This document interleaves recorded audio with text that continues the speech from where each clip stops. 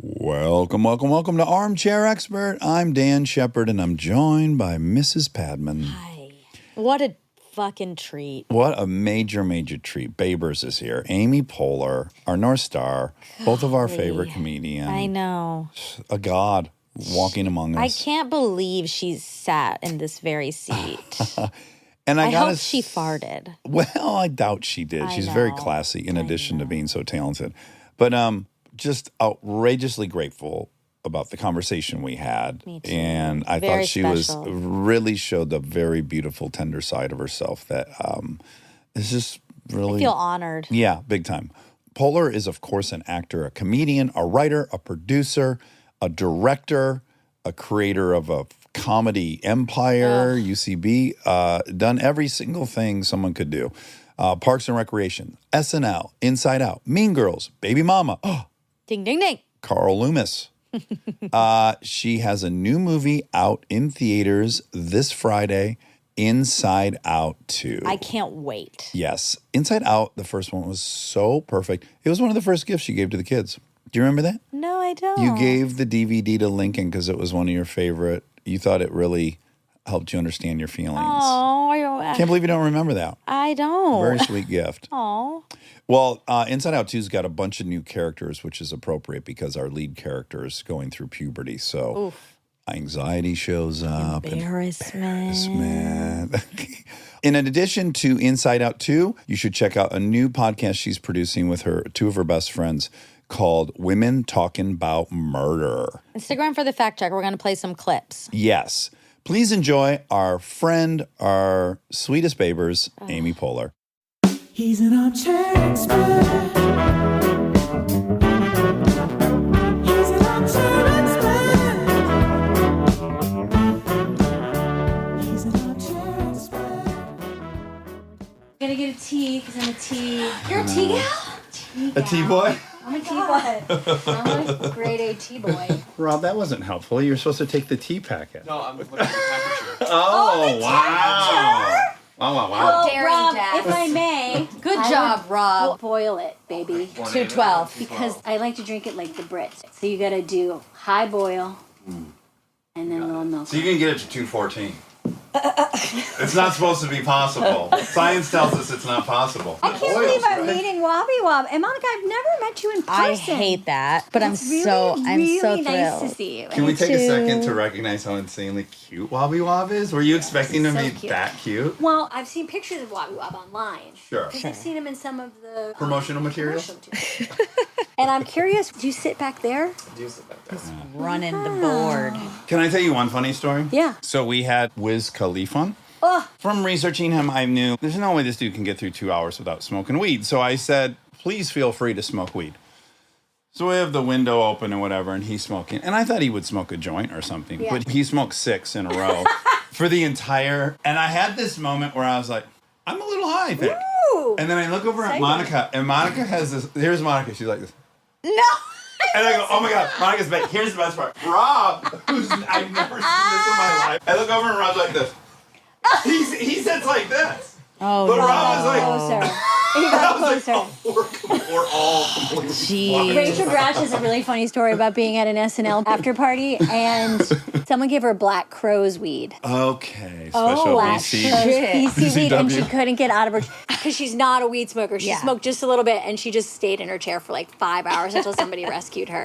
Oh my God, you guys! I'm just taken in the attic here. We're so I don't wanna rush I feel you. like I know everything in this room because I am the ultimate armchair. That is The ultimate. I think my favorite feather in the cap is the fact that when you text me to say you like an episode, I really, each time I think, she's just being really nice. I stopped a little bit because I was like, it's too much. It will never be too much. Okay, good. Do more. Yeah. I mean, I don't even know where to begin with how much I like it. Even if you have rolling thoughts, like in the morning, you're like, hey, love the Maya episode. Just a little bit of feedback. Later, you're like, yeah, this one part. I could do an all-day stream of your reaction. Oh my God. I love it so much. And I was saying to Dax that I was listening to when I was on before, which kind of is in that wasteland of 2021 and watching us on Zoom and just feeling like, whoa, that was 100 years ago. It felt so far away. But you guys had already been doing it for 2 years, probably at that point. When did you start? 2019? Yeah, we're 2018. 6.5 years in. I had already been listening. I mean, I've listened since day one. Oh my God.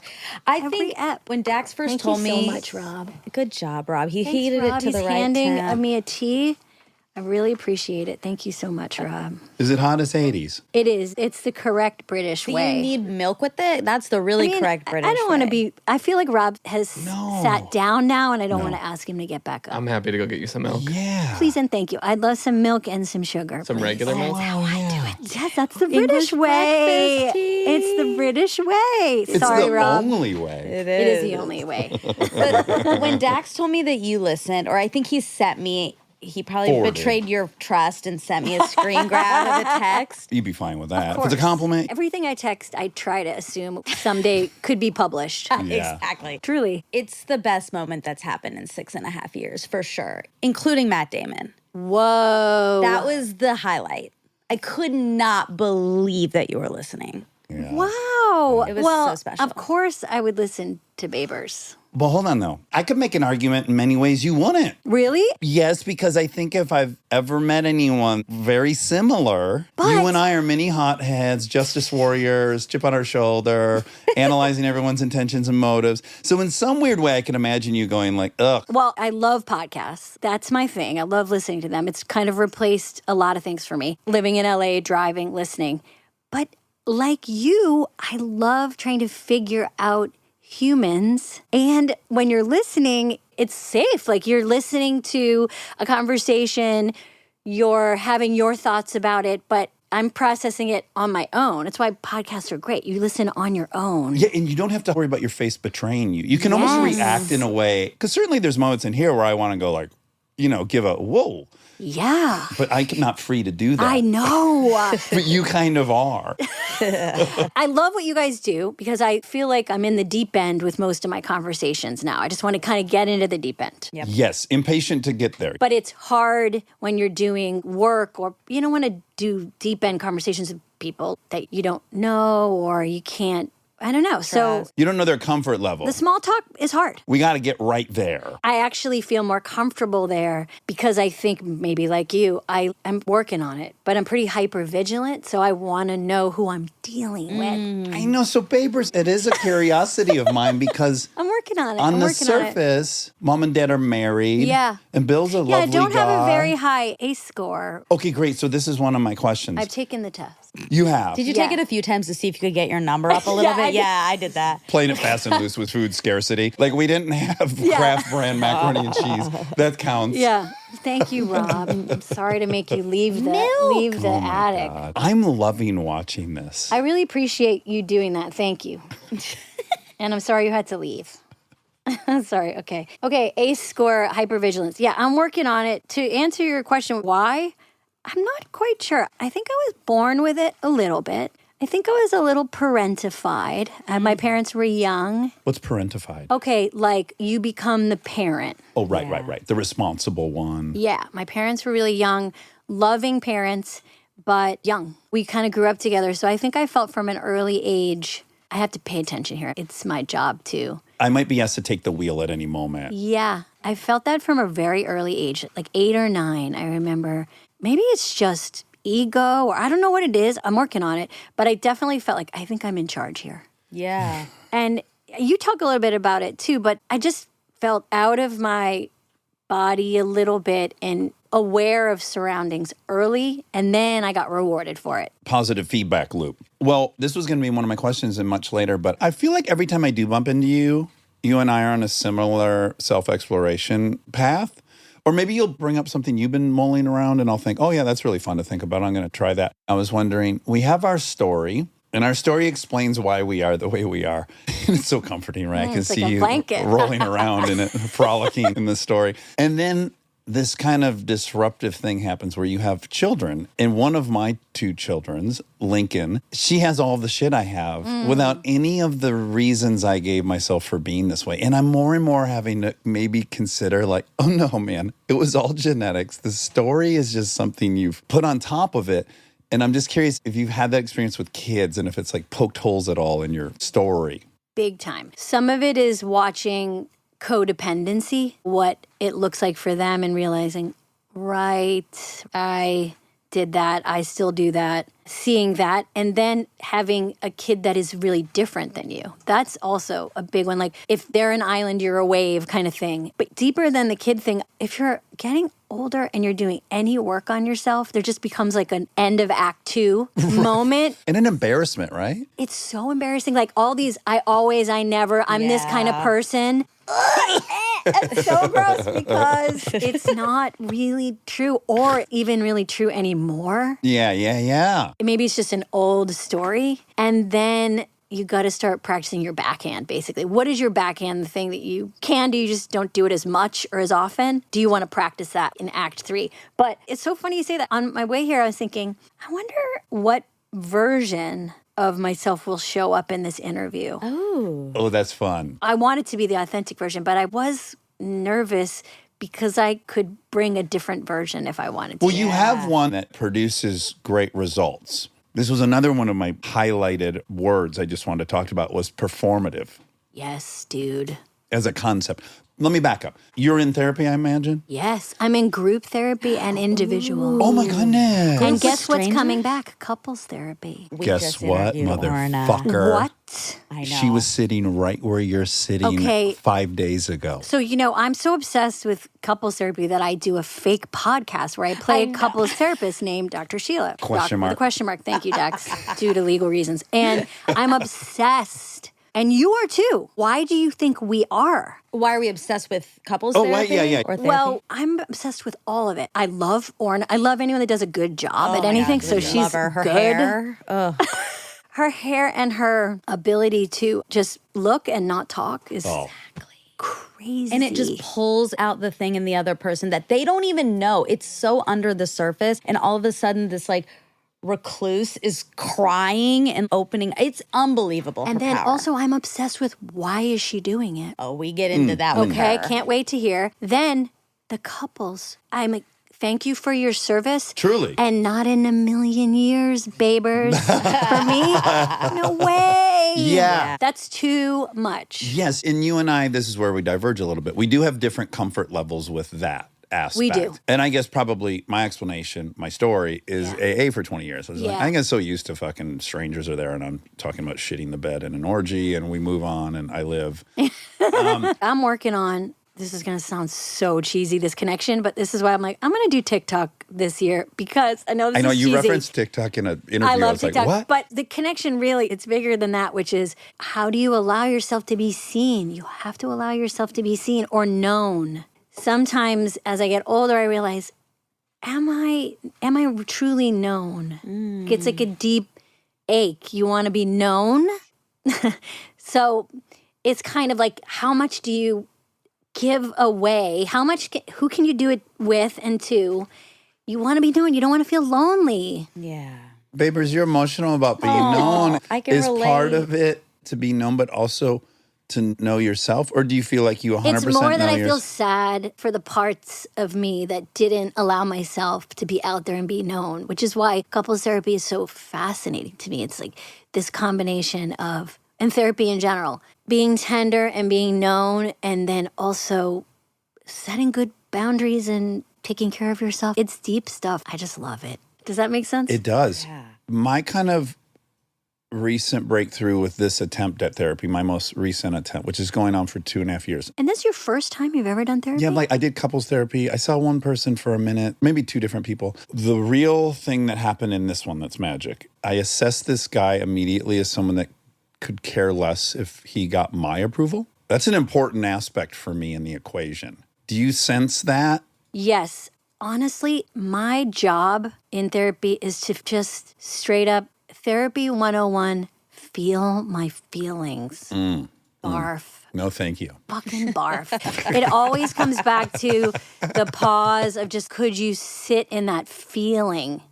It's so annoying. I want to get into the action. I want to get into, frankly, the more heady approval stuff. Solution based. Yes, I want to think about status and power. I want to talk about all this stuff. I want to be victorious over it. And I just want to get in my head. But it's just feel your feelings. What are you feeling? Does it make you sad? And it's like, yes. Makes me sad. Does it make you angry? Yes. And it's just like, stay there for a minute and you're just like, are you kidding me? Yeah. Right. Is yours a man or a woman? I have a woman. And was that intentional? I have had both. I've had a few therapists and I've had mostly women. And I've had a man, and that was interesting too. I have to say, with the male therapist, I felt a little more performative. And do you have any bias? Like, is there one gender that's harder to trust than the other for you? Well, what I respond to, I feel like, again, a story that I take care of myself and a lot of people, like that I'm a big caretaker. I get a lot of pride from it. I think you do too. Yeah, esteem. You've created an actual cult and a family here, and there's a mommy and a daddy and a baby, and everyone's married. So I want to be the cult leader. Like, I don't want to be in the cult. But I think sometimes I want to be very little to someone's big. I love being little. Getting taken care of? Yes. You want to feel tiny. Yes. This is why you and I have a good rhythm. That's why I love your giantness. And I want to protect you. I know. And so I like therapists that are a little bossy and big. So I guess it's kind of what you're saying. I can't bowl them over or win them over or impress them or trick them. I like kind of being It's like the mothered. high-powered CEO being the sub. I'm obsessed with sub and dom in general. I'm so dom in a lot of my life. I don't always want to be that way. Yes. Especially in intimate relationships. Is it Yeah. a rejection thing? Is it you're protecting yourself so much because you're worried about rejection or fear of rejection? Interesting. I don't know if it's as much that as it is just the relief of being not in control, because I love control. It's why COVID sent me over the edge, and I'm always realizing I'm not in control. That's a thing I have to keep remembering. This is very timely. So the one that's like me, or that I am like her, and she's her own person. Police myself. Be open to the fact she's her own person. You know, and then it'll change too. That's weird. She has a really hard time going to sleep, as I have always had. And I'm watching her just battle it. I always describe it like getting into bed to me is like getting in the cage with a tiger. Ooh, it's so funny you say that. I used to fight bedtime as a kid all the time too. It felt like a challenge. Do you know why? It's hard to control Yeah, when maybe it was you that. are unconscious. Now I love bedtime. I think about bedtime all day. dream about bedtime. I feel like I can't wait for bedtime. You're a bedtime boy. I'm such a It is a Rob, don't you bedtime- use that picture of me. I've seen the pictures that you use. Rob loves to use open mouth pictures. But you're a bedtime okay, boy so now. she has a problem with bedtime. Yeah, and again, she also hates instruction just like I do, right? She doesn't want to learn from anybody but herself. And so last night was particularly gruesome, and I said to her, all I'm asking for tonight is just start imagining what surrender looks like. For me, surrender is the hardest thing in the world, but I don't think you can try to go to sleep. Yeah. When you try to go to sleep, it can't happen. You just have to surrender and try to read a book and try to listen to an audiobook. Forget about sleeping. Consider the idea of surrendering, and then can be a victory. Can I ask you something about that? Because do you feel when you share your stories with your kids, because what's coming up for me, is that, Doctor, thank you, is that sometimes I see them disconnect when I'm talking. I mean, it happens with us already in life when just anyone that's older than us, and we're like, well, you know, when I got my first job, and you're just like, it's not like that anymore. Your experience is different. Does that ever happen when you share, you know, the way I do it? It's got to be really, really specific and thoughtful. And if it's Yeah. about like, oh, when I was a kid, I didn't have a swimming pool. Yeah. If I'm comparing two things that are different, Yeah. no. But it's if about the feeling. Yes, a great example is she's in the back seat and she was just at friend's house who are Christian. They prayed at the dinner table and she felt really weird and that maybe they wouldn't like her because she didn't believe that. And I didn't cut to how to deal with it. I just went like, oh my God, I remember that so well. There were so many kids I grew up with. You'd be at that table and they're all praying and you're like, are they going to look at me? I think my only goal is to let them know like, you're not alone or weird in this experience. And this person you're seeing who's fully functional and has created this world you live in also had all that stuff. So why do you have to do the second part, which is giving her the tip of how to go to sleep? Because I'm here as a challenger. Yes. The idea of surrender, I'm asking for myself too. No, really challenge. Why can't we stop at the empathy part and not have to give the fix part? Well, because she is 11 And she is dealing with insomnia. And I've been dealing with it for as long as I can remember. And I have acquired some tools. I didn't figure out until 8 years ago that a book on tape is the perfect level of distraction so I can't focus on the going to sleep. It seemed crazy not to offer that to her. Or if she ends up being an addict and I know about AA and I don't say it to her. But I think what's key, or at least how I receive stuff, is like, I'm not telling her what to do. I'm telling her what's worked for me. So I've got teens now, and I am learning, though, the way to keep them talking is to not do the second part. Is to do the part of, that happened to me too, it is hard to go to sleep, period, the end. Yeah. As well-intentioned and as sensitive and thought out and connected as the second part is, I think it gets kids feeling like expectation. They want to do it for you. I see exactly what you're saying. I agree with you. And I think it's aspirational. Because the challenger part in me, even the most soft version of that, in my head, I'd be like, well, I've tried that. I'm doing that. I know that. And exacerbates maybe the frustration she's already feeling. Like it almost presents the fact that there is a solution. She's just not using it. You're right. Ideally, I would never do it unless they directly ask me for advice. Because it seems like you're having a hard time with her insomnia.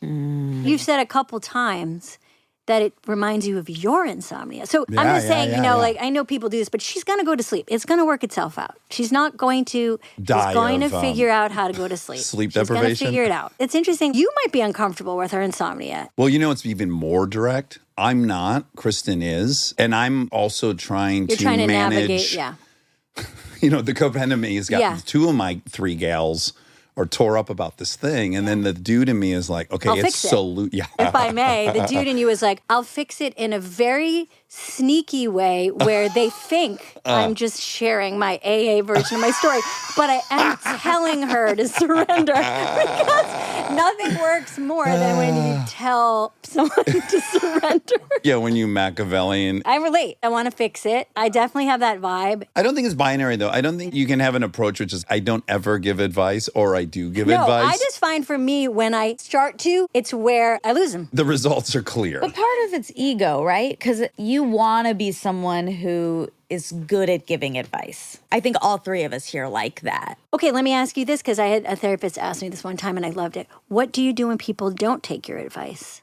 What does it bring up? Like, I'm not worthy. Yeah. Yes. Like, oh, what I said was, I guess, or you wasted my time. Or you get mad. Yeah, exactly. Same. I friggin' love advice. You love giving it or receiving it? I love giving it. Yeah. It's hard for me to receive it. I don't know. Exactly. We're waving our hands like All right now. full When over people here. say, you know what you should do? It's like the sound of a bomb going off.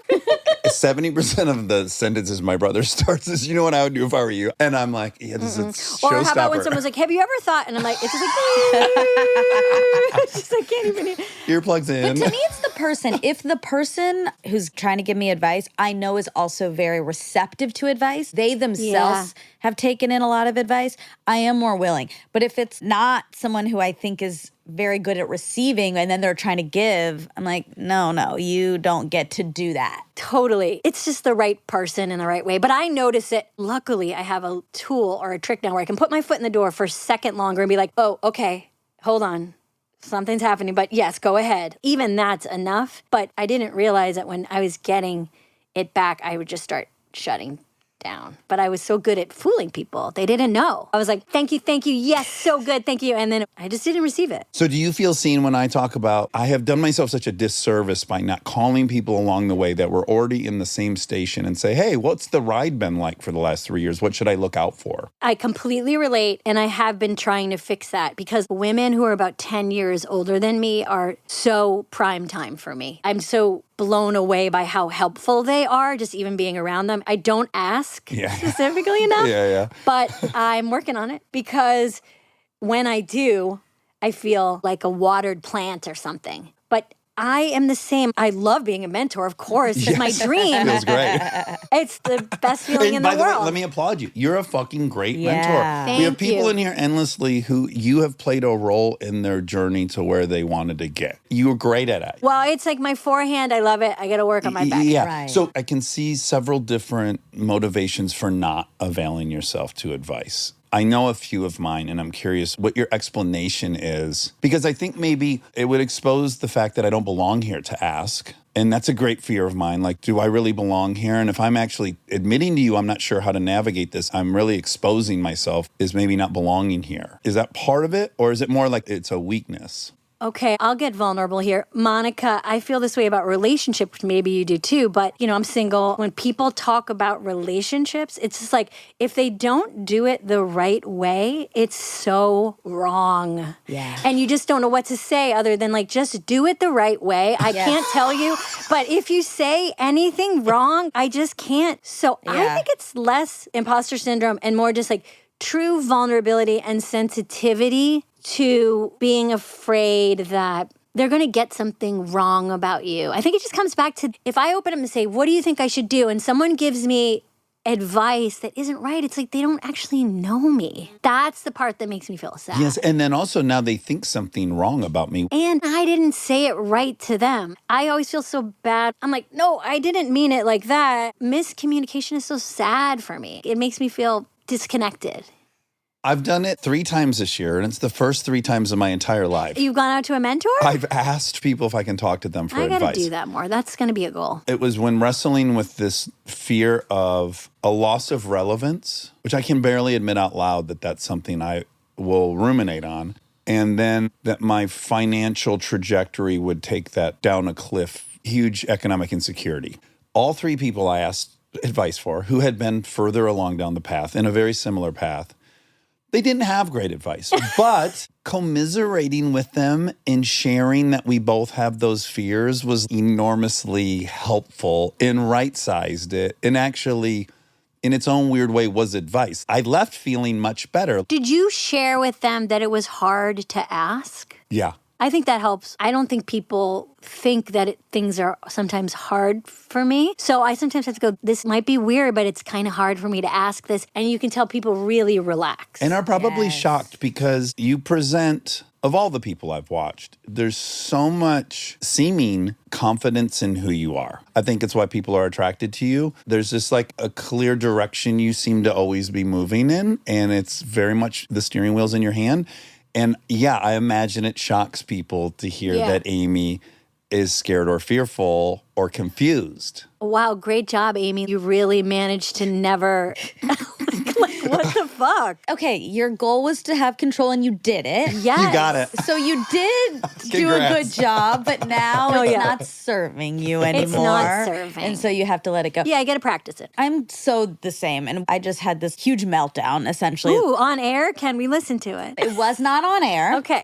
But But it can be right now. yeah, I had a big meltdown. It almost came out on air because then we recorded the next day and I was still so fucked up about it. And it was with Orna. I entered the space and I was like, oh my God, I'm already on tilt. I'm already not well. And then we're sitting with Orna. And she's just going to get right in there. And within the first 2 minutes, I was like, I'm about to cry. So I have to stop. I don't want to draw attention to this. Isn't it so funny? Because some people love crying. Yeah, but it's so embarrassing. It's like throwing up. It is. It is. If you feel better Shitting your after. pants. I can cry on my own in my car, but in front of other people, it's hard. I know, but there's also nothing I love more than somebody feeling safe to cry in front of me. It's a beautiful thing. But anyway, I had this big meltdown and a friend was there for it. And then she told another friend, and Jess came up to me after and he was like, I forget that you struggle.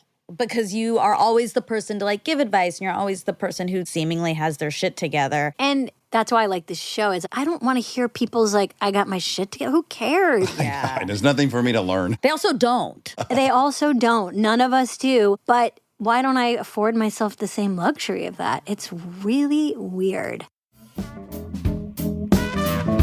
Stay tuned for more Armchair Expert, if you dare.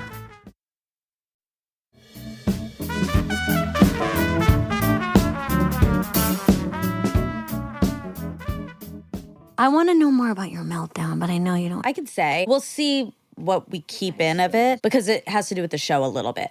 So are you okay with me telling this? Yeah, of course. Okay. We had a live show many years ago and there was a guy there with a sign. We've talked about it a lot on here. Yeah. Is this the dance that you guys do where you're like, he was into you? And okay. 100%. I have feelings about this. I almost want to hear him before you hear the story because you might be very vindicated. I have no horse in this race. Having observed it, it's a dance you guys get into a lot. My question is, how's it working for you? Because it... Terribly. Okay. Yeah.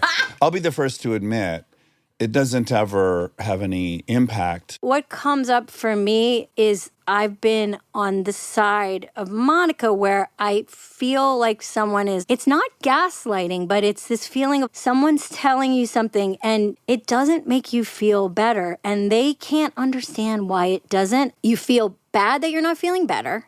You can feel the other person really wanting to be like, no, you're not understanding. This is what I'm saying. And you're also talking about something that's not really provable. It's not objective. You're also the perfect person to be talking about this because I quote your book all the time. You have the same ism Monica and I have, which is you didn't think you were hot. Exactly. You're the perfect person, I think, to Of be course. entering this. And clearly, there's been a bunch of me in your life going, Amy, are you fucking ridiculous? And you know what's so funny is what I feel in those moments is you're trying to build up Monica's self-esteem, but from my experience, it does the opposite. It makes you feel even worse. Yes. Because you feel pitied. Yes. Somebody is trying to prove to you that you're good enough, but that they have to do that means you're not. Yes. Well, I will challenge that, though. I'm not having to do it because you're vocally telling me you're not worthy of anyone's attraction. It starts with, I live in a reality where I travel through the world with Monica and I see dudes like her. Could you tolerate the discomfort of not having to prove her wrong about that? Because if someone says, I'm feeling that way, and someone says, that's crazy, there's a million people, it just doesn't work. It feels like I'm denying your experience. And I know Monica knows what your intention is, so it's so pure. On top of it not working, you feel bad that you're not receiving the loving intention. Yeah. It's a double whammy. Like, I know you're doing something nice, so I feel bad because you're doing something nice and I don't like it. Your timing for this is perfect, and she'll tell the story why, because I'm done with it. So it's funny you would bring that up, and that's over for us. And this story will demonstrate the outcome of it. So we had this guy on, or he was at the show. He had this sign. He calls it out. It's this big thing. This guy's in love with you. And I said, no, he's not. And I think he just is doing a fun thing, whatever. This is a back and forth for so many years. This example gets used, as you've heard, all the time as to why I can't see that people like me. And so last week, how do I say this without... So the guy who was in love with her is now dating a male friend of hers. Yeah. And I found this out and I had a meltdown. And I was like really struggling. You had a meltdown. That's very interesting that that's where you went. Well, at first I was like, I knew it. I was going to say you didn't feel vindicated. I did. That was the first thought, but then it was immediately followed with so much sadness. And I couldn't really figure out why at first, but it was that I had to accept that when Dax says that to me, I don't believe him, but I want to. And there's a piece that I leave open for it to be true. And so when it's not, it's just devastating. Yeah. Of course, and I was like, don't be mad at him for this. It's not his fault. But this feeling is more about me and you than it is about me and that guy. It's more about I would this even dynamic. say it's you and you. My worthiness, my feeling unlovable. It's just all immediately right there. And also, yes, anger with myself of why isn't this fixed yet? I understand. And then she was pretty mad at me that day. I wasn't mad at you, but I wanted to tell you. Well, I specifically asked, are you mad at me about this? And you said, yeah. Sorry, I'm turning into Orna now, but when you say, are you mad at me? And someone says yes, do you get a charge? No. Oh, I don't mean a charge like, yeah, let's go. Well, let's just say I love confrontation. That's what I mean. I love Me the too. battle. Like, I just love that someone tells me they're mad at me. I love the honesty. And Monica and I, for our many faults, we're very, very honest with each other. And it's how we've kept this It's thing like humming. my biggest fear is someone's mad at me and they don't tell me. Is that? Because can't you tell? I don't can really even tell. have that I fear. guess it's not even a fear. I just, when they're upset and we don't talk, it just feels so awful. Yeah, I hate that. Let's The do weird this. space. And I got it. I So understand. the unraveling happened. And then, of course, my defense of myself was like, Yeah. You know what? One of these guys, again, I'm not remounting the argument, but I get text all the time from dudes in my life. You are doing it right now. You're actually getting right back on the stool. My personal fear was, oh God, one person was proven correct. So now the whole worldview is kind of confirmed that no guys like her. And then I just decided this is never going to yield any positive outcome. And I do yield. Oh, sorry, my phone is going off. Oh, let's see who's calling. Maybe it's someone fun. Ooh, your therapist. Oh my God, it's Cedar City, Utah. I think it is spam. By the way, that was crazy spidey senses. How did you feel like you felt that I heard chemically? it. I heard a little buzz. Okay, because I didn't hear a buzz. I have my phone down my pants and I keep it on vibrate.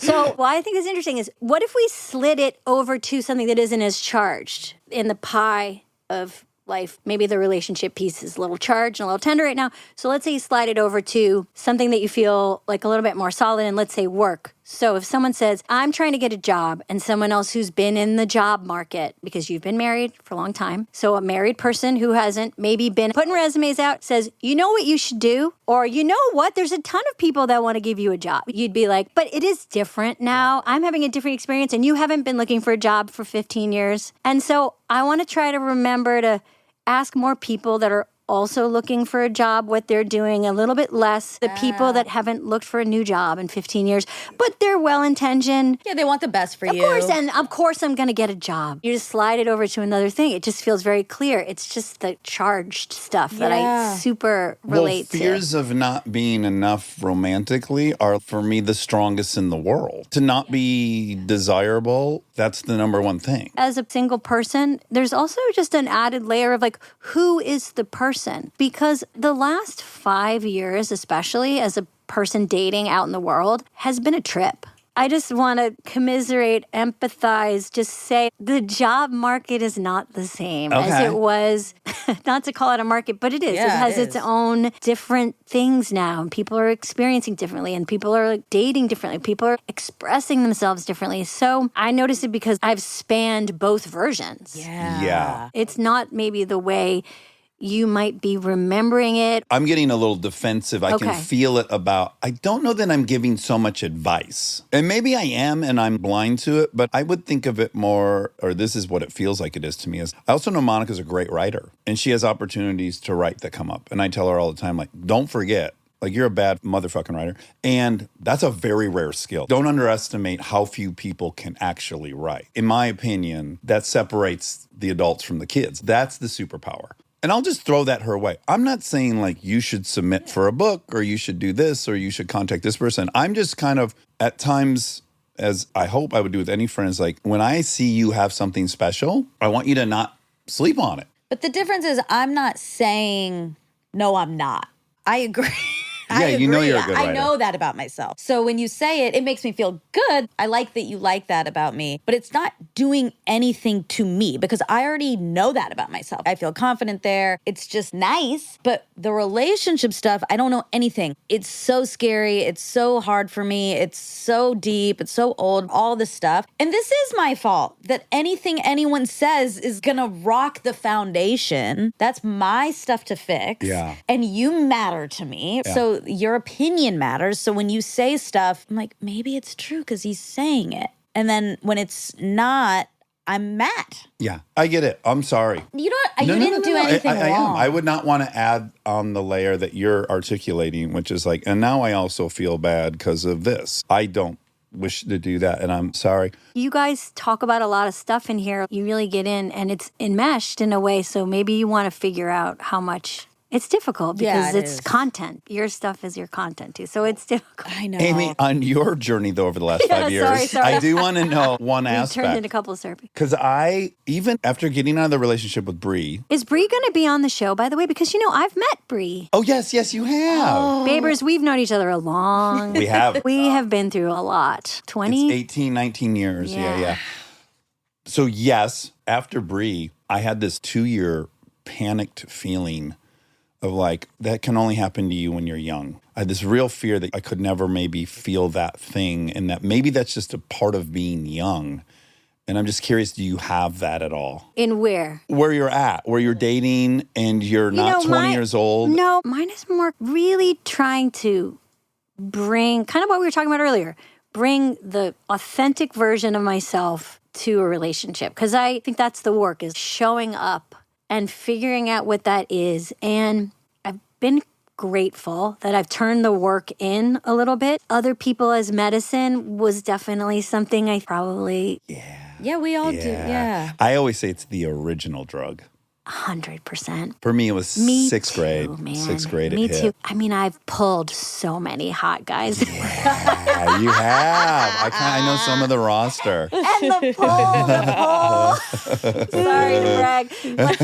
Brag. You must. The pull was part of the charge. Yes. And then what is intimacy? Like working on that. So it's almost like it's just trying to figure that out day by day. And so when you're doing all that work on yourself, figuring out how to also just casually be casual. It's weird. Yeah. It feels weird. It just feels like rubbing your stomach and patting your head at the same time. It's just like, I don't care. I totally care. I want this to be so important. I could give a fuck if I ever see you again. The two things are strange. They're at Almost, odds. don't you think it almost feels like they're diametrically opposed? Like if I actually get to this place where I'm not fearful that you could see all of me and you would reject me, I almost imagine I wouldn't even be interested in partnership anymore. Right. It's like, I don't need anyone. Like it almost seems like one threatens the other. Not to get like too global, but I think that romantic love is so lionized and there's so many versions of love. I know I have a ton of them in my life. So they fulfill all this stuff, but we still are just obsessed with one version of love. And even we know that version is not even real. Well, it's temporary at best. 100%. So sometimes I'm like, do I just miss the oxytocin of the love part? Yeah. So I feel kind of sober. I'm not using anybody and I'm not being used. I'm trying to figure it out. It's hard. I wonder, like me, it's such a part of who I am, like just endless female validation. I need to know at all times. And actually, as I'm getting older and I'm feeling myself transcendent, that almost scares the fuck out of me. I was just in Austin for a week by myself, and I go to Barton Springs, and I can see these women are hot. Like I'm observing, now that one's very hot. That one's very hot. And then there's no second thought of like, I would like to do anything with them. And I'm like, oh, I'm getting older. Yeah. And I don't want to do anything with them. And that scares me. Like, well, then why am I on planet Earth? It's been the like singular reason I've wanted to be alive is to go out there and get some approval from ladies. It's a scary thing to let go in the same way any other maybe addiction is. It's like, that's the Who zest am I of life. without it? I think of it as the end of Act 2, basically, which is, okay, so there's a big thing at the end of Act 2, which is like, what the fuck are we gonna do? Oh no, we're screwed. And then you realize, but it opens up spirituality and it opens up compassion and it opens up connection. It opens up a lot of other things. But I know what you mean. I'm phrasing it as like, I'm holding on to it. I'm not, but You're I'm just aware of noticing it. it, yeah. And I'm like, well, it's such a curious thought to be on this planet and meet someone that's high status and attractive and never even think, I wonder if they like me. That's such an unimaginable world for me. And then what goes in place of that? I so relate because even with comedy and improv and all this stuff, like you were just aware of status. You would play around with it. You'd have fun with it, the big and little of it all.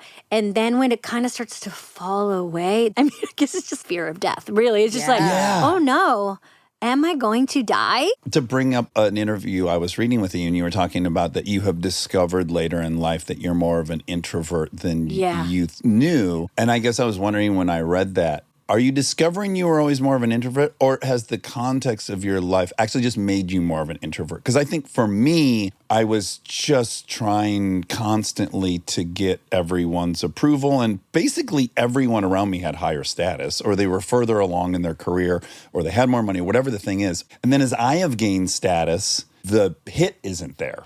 Interesting. Maybe. Because if I'm dead honest with myself, like I just went to this interesting conference for 2 days, and all of a sudden there was like professors there. I want them to think I'm smart. Lo and behold, here's the extrovert I always was. Because I too have had the same thing. I'm like, I'm an introvert now.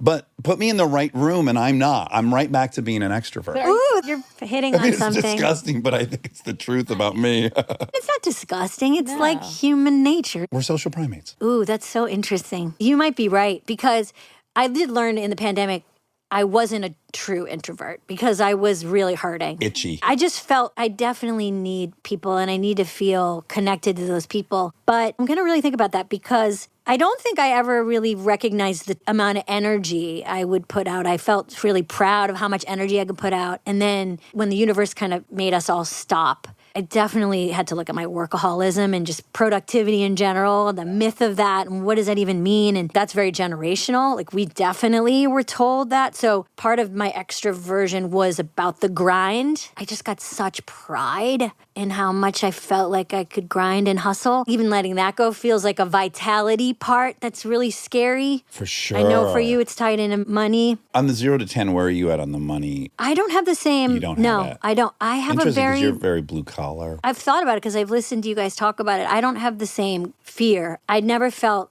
a grasping energy with it, and therefore it didn't feel like it was going to go away. I'm not hyper vigilant in a way that I am about other things, so that's not It's my not thing. your hang-up. This Yeah, time yeah. around, I definitely feel like there's some karma I got to burn off, and money isn't my karma this time around. Right. Thank like God. that. But there's other stuff. Can we pause real quick? Because I have a question about when you said you pull hot guys. So is that the status marker? I can't believe that. I love Is that that you going said to be the poll quote Yeah, of it this is. article? It Oh, should be. dear. You have. But you have, and you should. I only say that because I'm just relating to the chase of it. You're also talking to the kettle. Yeah.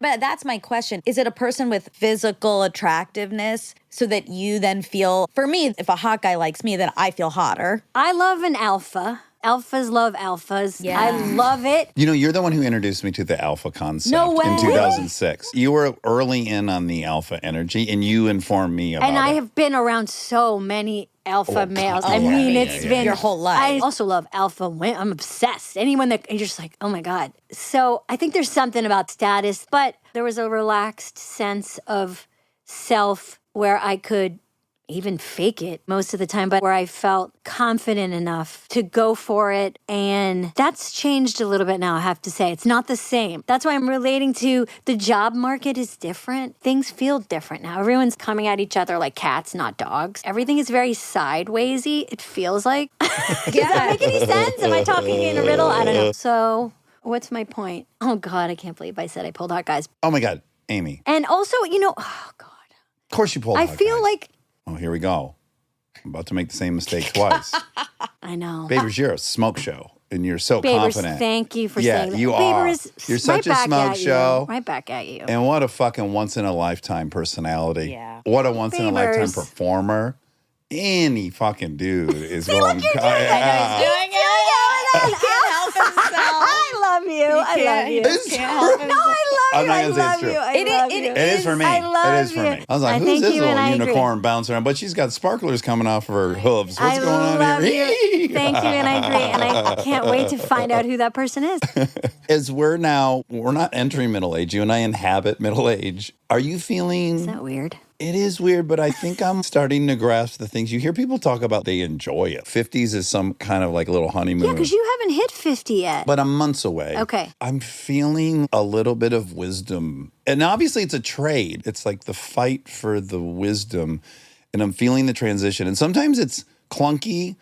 And sometimes I feel like an old person and I feel a little more intolerant. But I do feel the transition happening. Do you Yes, feel it? Big time. And that is the mentors that are my mentors without knowing that I'm mentors. Yeah. They are my mentors.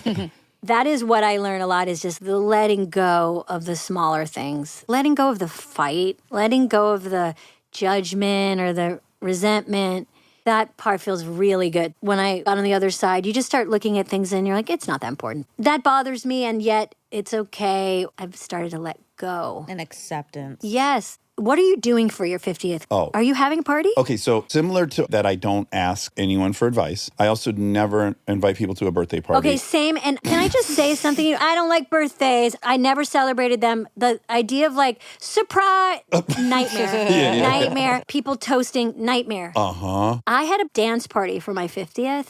Great idea. Highly recommend because we both love to dance. You and I were born on the We're dance floor. fucking born on the dance floor. But also, I just love it for social anxiety.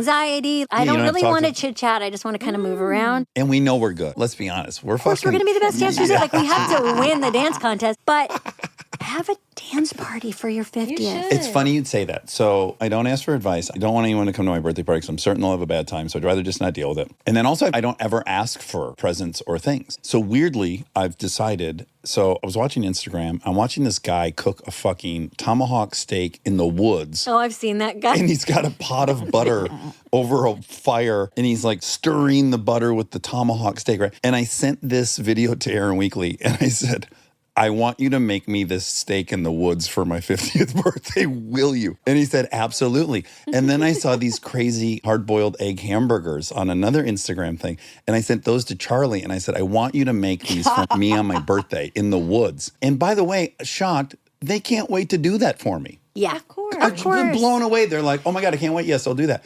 So currently there's going to be some event in the woods where they're making all these meals, but we have a barn in Tennessee and it's built for a dance party. Oh my, dude, if you have a dance party in Tennessee, I will go. All right, consider yourself invited. And I think you should have a dance party because my experience was same exact thing. I never wanted to celebrate my birthday. People were like, it's your birthday. And I was like, who celebrates? I'm judgmental of people who make a big Me deal out of too, their or make birthday. it their whole birthday day and their week. And I'm like, it's the end of the day. We're still talking about your birthday. Yes! I'm like, okay. Even though I love to give them a present and I love to Sure. think about that, I'm just like, okay, it's your birthday all day. Yep, all day it's your birthday.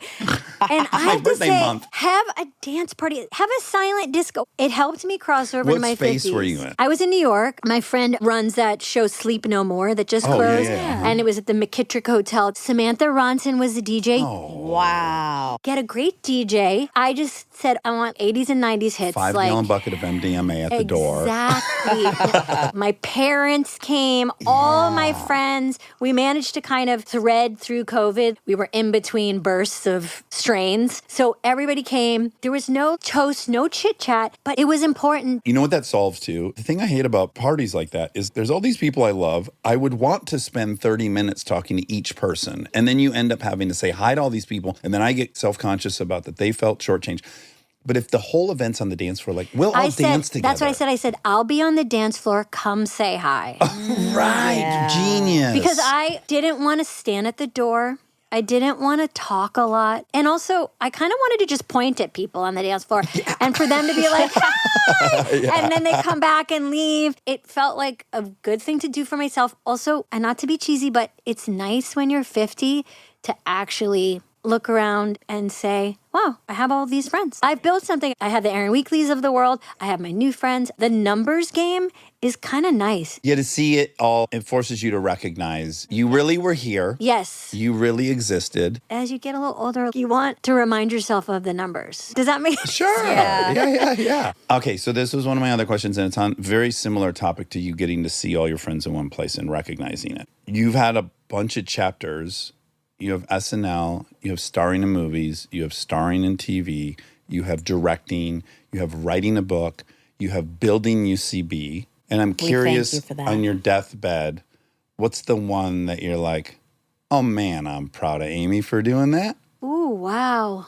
Because as I look at that list, I mean, I have guesses, but I feel like for you to drive down the street and drive by UCB. Oh, man. Yeah, I was going to say, do I have to pick one? Okay, this is going to be kind of cheesy. I'm not trying to avoid the answer, but it is the real answer. Because a couple things pop up under this heading. SNL and Parks and UCB and all this stuff. Directing, I want to throw directing in there. Yes, thank you. I feel proudest when I was actually present during it. So definitely there was so much improv, UCB, early sketch stuff where I remember because I was so present in it. I was actually there. I wasn't out of my body. Parks was another example where I had the wisdom, the age to know this is not coming around. This is it. This is the best probably TV show I'll ever be on. We're getting to land the plane on our own. The people are incredible. This was a dream come true. I'm going to every day remember the dream come true. Like I was grateful in the moment.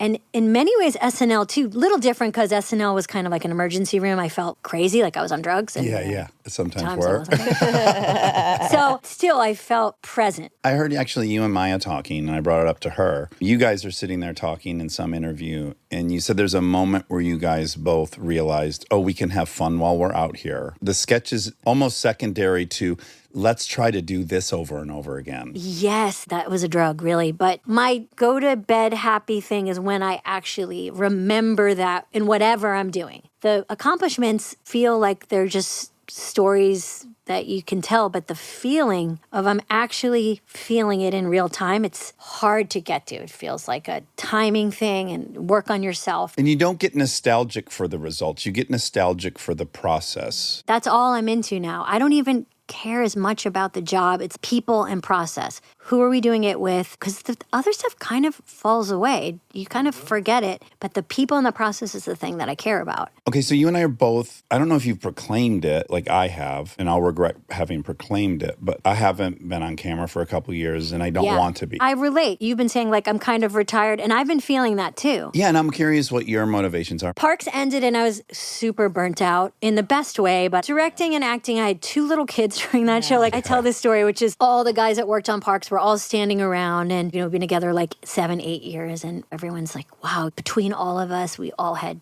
10 kids. And I was like, no, I was the only one that had them, physically had them. Yes. You guys wore the same shirt on Thursday that you wore on Friday. And you were tired, but I physically grew them and had them and came to work. Yeah. You observed kids being born. I grew the Yeah, child. I grew them and my body completely changed and then it had to Surrendered go my back body and to then the- it changed again.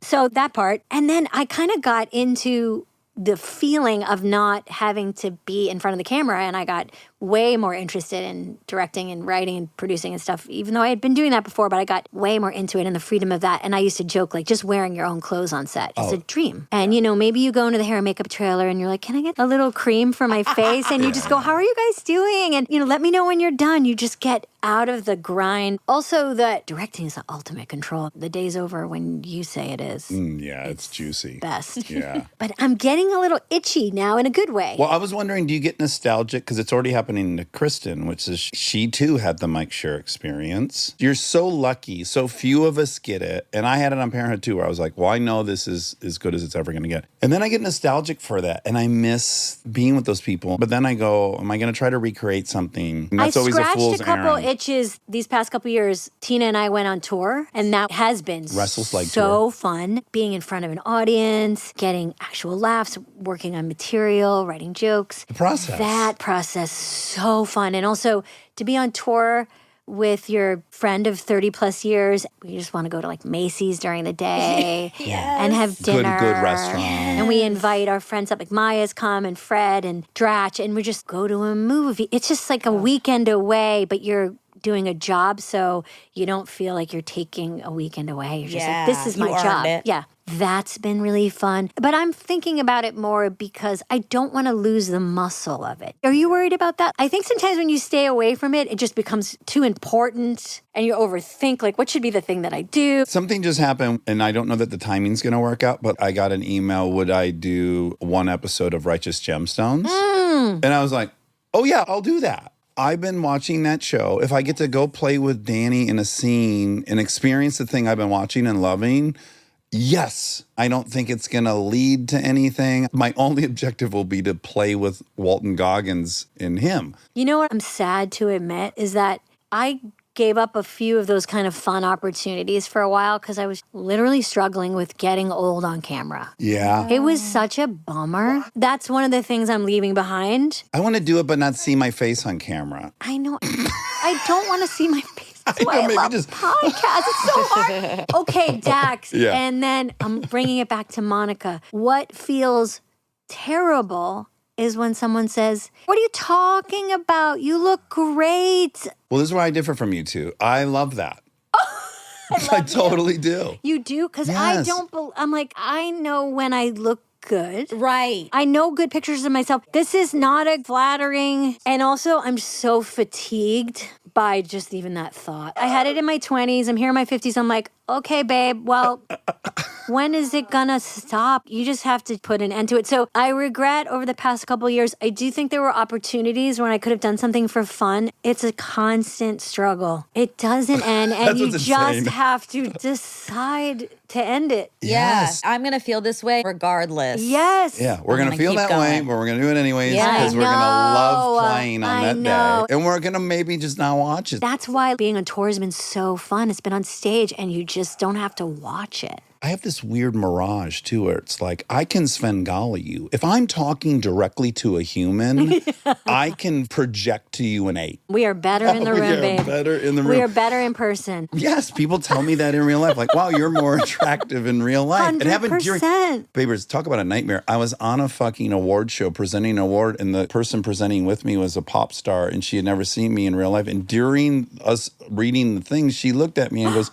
"You're so much better looking in real life," which most people would probably take as a compliment. And I was like, oh my God, she's shook by the fact that I'm not hideous in real life. How about this? I'll feel confident, and then I'll get texts once a week from someone being like, "You look like this person. You should play this person on SNL." And when I tell you, I won't name names. I won't name names, but I bet you can guess some They're of the not people you want to look and like. they're never the people you want to look yeah, like. yeah, And it's like, I was just feeling pretty good. I'm going to text you next week that you should play Sweeney. What's her name? Sydney Sydney Sweeney. Sweeney. And like the reverse of a biopic. Like you should play Future.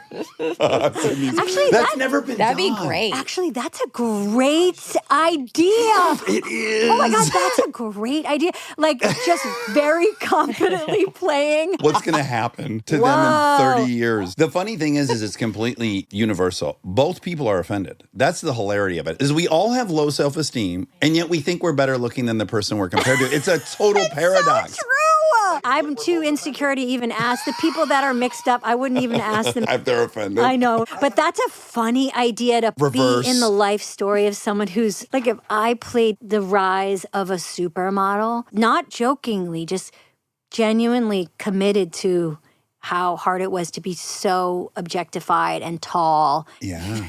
That would be so funny. Stay tuned for more Armchair Expert, if you dare.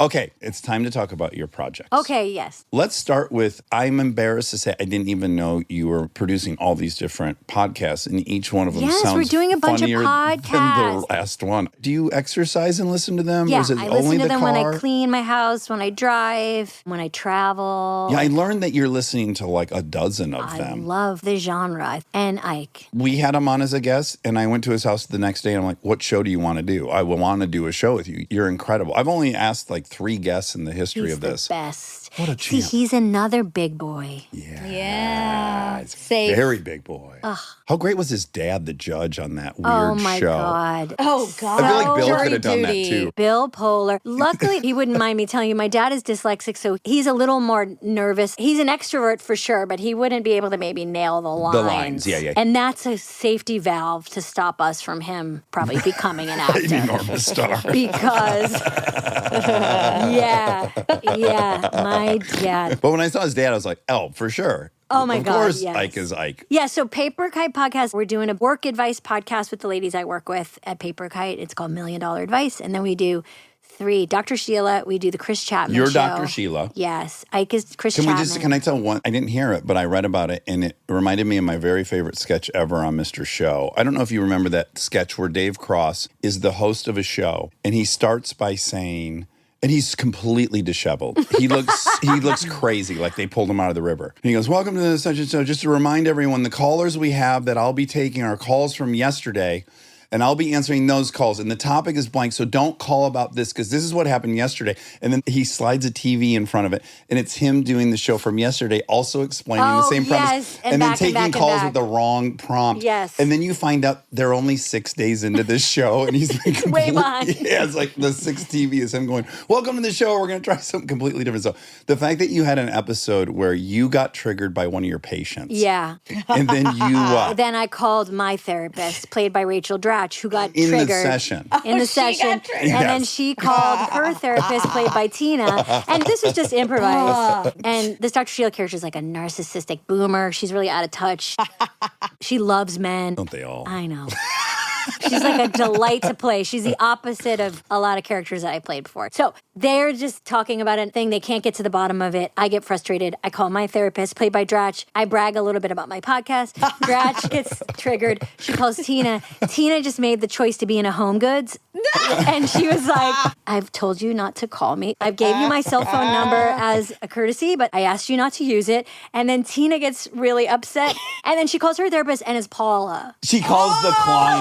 Oh my God. It was so fun. It was so incredible. fun. Did that we were happen laughing so hard. organically, or was that at No, least mapped Liz out? Kukowski, who's another improviser and sketch performer from Chicago, we work on it together, and we mapped that part. That's She mapped that part out. What a hysterical turn that ultimately the Yes, patient Liz is ends the up getting greatest. called. Yes, it's so fun. But that's been a blast to do. And it's scratched that itch a little bit. And then so now you have a new one, Women Talk About Murder. Yes, that's Talking Liz About Kukowski Murder. and Emily Spivey. You Who know both wrote on Spivey? SNL. I've met Spivey through you. And this is like a soulmate, right? Because she was a writer on SNL. Spivey, yes, soulmate. Liz and Spivey and I were all at SNL at the same time. Emily and I started at the same time. Emily is like a North Carolina Groundlings girl. Oh, interesting. Yeah, Liz and her play a duo who are going through the grisly details of true crime. And one of them is super suspicious and scared of the world, and the other one like jogs at night. It's like literally me and Liz. I think we've had Also- a lot of conversations about this. Also, I really love good character names for whatever reason. Sometimes people nail it, like Donna and Jo Beth. Jo Beth and Jo Beth is such a Jo Beth. fucking incredible name. grand slam Yes. for a name for a host of this show. And that one was super fun because I love true crime. I listen to a ton of podcasts. Everything is done with love, but there's a specific kind of thing that's happening now, like a vibe that's now able to parody. It's like documentary now. There's a way now that people interact, the music they use, the way they talk. Yeah, it's a whole genre. It's a genre, it's a vibe. So we had so much fun. So we would have people come on and improvise that, and it was mostly improvised. You said in an interview that you listen to a lot of them, but you think there's something really fascinating about the fact that there's all these women listening at 8 a.m. to like a dismemberment story. The dark stuff in general, I wonder why. And I can listen to it or read it. I don't really want to watch it. I can't take violent movies or violent shows. I'm like, it's too scary. But I just will listen to almost anything. Why is that? I have a theory, and mostly I came up with it when I read your explanation why you want to do Yeah, it. what do you think? So it definitely over-indexes heavily women are into these shows. Yes. Yeah. It makes sense when I think about, we're all preoccupied with how we might die in a Yes. way that's like unforeseen. So to me, it makes total sense that women would be following all these murder podcasts. This is always men murdering women, which is the way that women have died historically. In fact, in our podcast, we joke they're waiting for one woman. They've covered 3,000 stories, and They're it's all waiting. straight white men. So similarly, I think men love war movies. Every man's watching World War II in color because that, again, is historically the most likely way I'll die in a way that is completely unjust. True crime is our Roman Empire, is what you're I saying. think it is. Yeah. Acting out our fear. Knowing what to look for so that you don't find yourself in that situation. I Yeah. think it's more subconscious. Like this is a tool now. I have found coming out in the past 5 years, we've been watching so much dark stuff. Like comedy's getting really dark. Every comedy has to have assault in episode 4. Like Yeah. it's intense. Yeah, yeah. And comedies are getting darker and darker and darker, which I get it. Great TV. I'm watching the same stuff you guys are watching. I love it. But I'm getting a little overwhelmed. I want Some lightness lightness. to come back because life is getting too intense. When we shut down, we all went in our beds and rewatched stuff that felt comfort. And I wanted to try to figure out how to do it in the improvised podcast space. Yeah, have you been observing, this is neither here nor there, but have you been observing that comedy, specifically stand-up, is just this huge upswing? There's like many stand-ups selling out arenas right now. People are super hungry for live stuff and comedy. And I've watched now the past 15, almost 20 years, the shows that have come and gone and been nominated for comedies and won awards. Everything is getting more and more serious. Yeah. The winners are having very intense episodes that they win for, and their speeches are very intense. It's very important. Life is very intense. The world is very intense. And also, it's weird. It feels a little bit like you're painting with a color and like a dark color got in and now your colors are all a little muddy and it's just the new way to paint and it's complicated because I think it's been really interesting. And also, I think something's been a little hijacked. Yeah, I Yes. think that's true. I just think things are pretty down regulated right now. And I don't call myself a comedian. Like, I'm always described as a comedian, which is such a funny thing. I don't really see myself as that. That feels like a stand-up comedian. I don't totally know. reject that, but go ahead. Same. But Really? Yeah. Oh, Yeah, in fact, I hate when stand-ups act like they're only comedians. Okay, I'm like, that's no so interesting. I way. don't claim comedian, not because I think I'm not. I don't really love comedian. Feels a little limiting. Oh, okay. Feels a little yucksy yucker. Oh, yeah. But I don't know. I have to look at I mean, that. just the notion that Bill Murray's not a comedian seems insane to me. Because he didn't do stand-up? Or Will Ferrell's not a comedian? That's kind of crazy. Then what the fuck is a think if you've comedian? been Someone on who makes SNL, millions you're of a people comedian. laugh. Okay, okay. Yeah. In your What? multi-hyphenate. I mean, I think maybe I worry that I'm not funny enough to be a comedian. The funniness part feels like it's a full-time job. This is like when Bill Gates said he wanted to be smarter. Like, I Uh-huh. can't, Yeah, I yeah. can't Yeah, wrap so- my head around what you just said. We were at a live thing with him in India, and someone from the audience asked if you had a superpower, what would it be? And he goes, well, I guess I'd like to be a little bit smarter. And Monica and I were like, what a waste of a What? fucking superpower. What? But then you saying, Yeah, you're like, s- I'm not funny enough to be a comedian. Is Well, like, then who is? Yeah. What? Everyone else should give But up anyone then. who listened to this interview wasn't particularly funny. Well, that was a choice. You didn't could have come have- in here and let it fucking rip. Yeah, I think I decided on the way over here. I was like, just chill out. I'm so glad. Yeah, me okay, too. we got the Okay, real all right. you. Me too. Okay. Sorry, I'm fishing for compliments here. We have just recently interviewed several stand-ups, and they weren't funny during it. Yeah. I mean, occasionally maybe they We've were, already but seen that. I mean, I love it. to me, I see podcasts as the antidote to the late night talk show. I love late night talk shows, but the pressure to be brilliant for 8 minutes straight versus like, oh, actually, I'm worthy of existing without that. I loved it. It was fresh air. Yes. And listening to me say that I pulled hot guys is different than watching me say I pulled hot. Okay, so Inside Out 2 Yes. is upon us. It's kind of what we've been talking about the whole time. It It's really so is. good. I'm getting ready to go do like a big, I haven't done one of these in a long time, like a Australia and UK and international Yeah. press tour. That's why it's so nice to talk to you guys because those things feel like they're their own. You just have to kind of blaze through and not screw up, be just interesting enough, but kind of boring. Yeah. Because you don't want to step into something and give your thoughts on the royal family or whatever you're supposed to not Well, say. there's always one entrapping question Yes. within this Yes, of stew course, I get it. But I'm getting ready to do that. I'm so excited because Inside Out is so easy to talk about. Yeah, It's so yeah.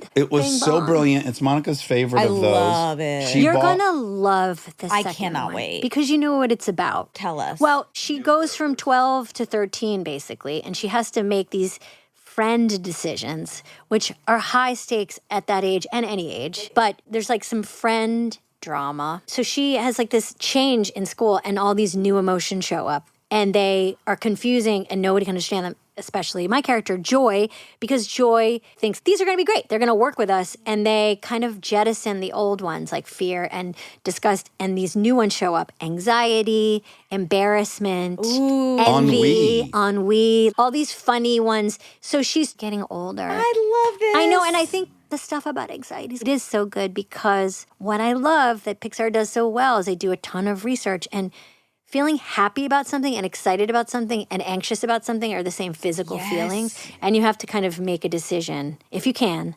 to be excited. And sometimes I'm like, oh, I'm not nervous, I'm excited. Yes. Or, Yes. oh, I'm not excited, I'm nervous. So they start to work together in the beginning and then things go awry.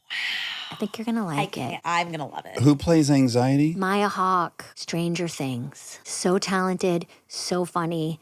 And Io Adebri is Envy. Embarrassment is Paul Walker Hauser, the actor from Blackbird. Oh, yeah. But he says very little. Embarrassment doesn't really talk. Because he's too embarrassed to talk. But he has this like incredible hoodie that he always pulls. It's so, and he takes up a ton of space. And embarrassment is always getting in the way and bumping into things. It's so good. Oh my Yeah, because you want to be smaller when you're embarrassed. Yes, You want to be invisible. embarrassment is the opposite of invisible. And embarrassment is always trying to hide, but just can't figure out where. Amy, do you like being embarrassed? Oh my God, that's such a good question. You've talked about that. I don't hate it. Yeah.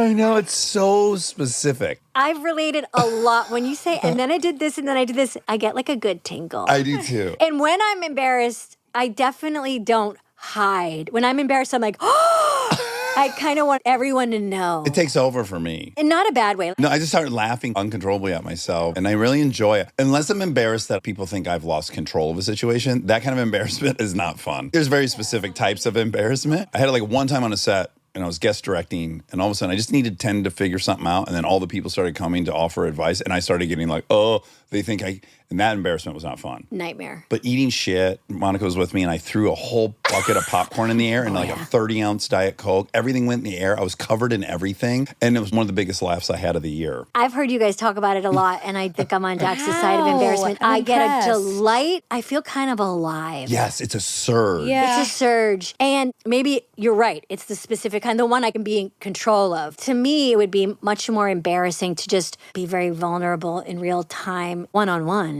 But yes, I love being embarrassed. Yeah. And if I make a mistake, I love being like, I made the biggest mistake. I can notice some people really relax and other people are like, please stop. Yeah.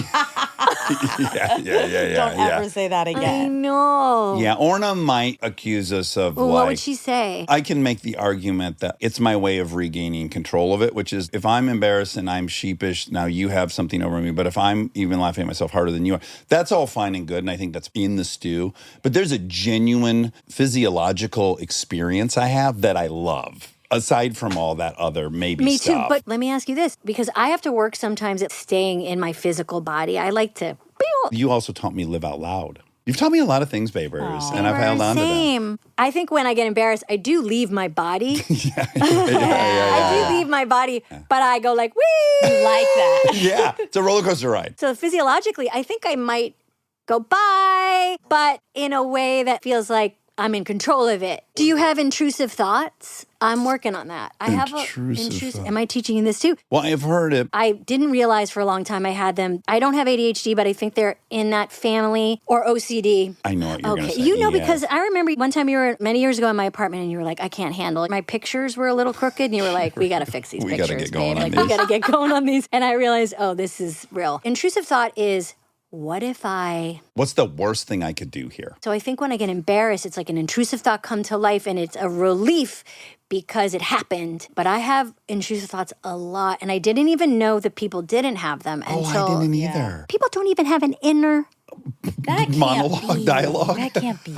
Did you ask your friends? I was asking a group of women that I know who doesn't have an inner thing, and a couple people said, what do you mean? And I was like, well, you know how you're just like, The racket. minute you talk, you're thinking, and then the minute you leave, you're thinking, and then you're thinking about everything you just did and said and thinking about what you're going to do. And some people don't have that. Oh, wow. But intrusive thoughts, I used to have them when I would wait tables. I'd deliver the food, and I'd be like, what if I smash the burger? Yes. Yeah. I have that a lot. But there's different kinds. I have tons of them too, but they're like, what if someone chokes right now? Mine are all very fear-based. I have some fear-based ones too. It's just like, what if someone hits us right now? Yes. A lot of driving ones. What if I say something right now that's really bad that you feel like you can't have control over? Well, when I'm watching people with Tourette's, I'm like, oh, 1,000% I know what's happening. Really, the only difference between you and I is it comes out of your mouth. But when they say their thoughts, I'm like, yeah, those were mine too. You just vocalize them. Like they're around some, I could give example. I watched this documentary on it. And so you step up to the counter and someone's wearing all pink and then just all these words start coming into your head of what you should never say in this moment. I find that just interesting. Talk about living out loud. I mean, you guys must have had a million examples of that in here where someone's not conscious about what's coming up for them. And you're like, oh, here it comes. And And they're off. they're saying it. It's exhilarating. It is. Well, real time anything is exhilarating. We're novelty monsters. Yeah. We just crave. It's so true. Okay, so did you have a little bit of, like Kristen has had this, right? It's like Frozen 1 is an enormous hit. You're like, guys, let's go. What are we doing? 100%. Yeah, I was and then like, they do chop, two, and it's like chop. even bigger. And you're like, okay, guys, what are we doing? This movie was so huge and it was so good. 10 years, what are we doing? I don't know.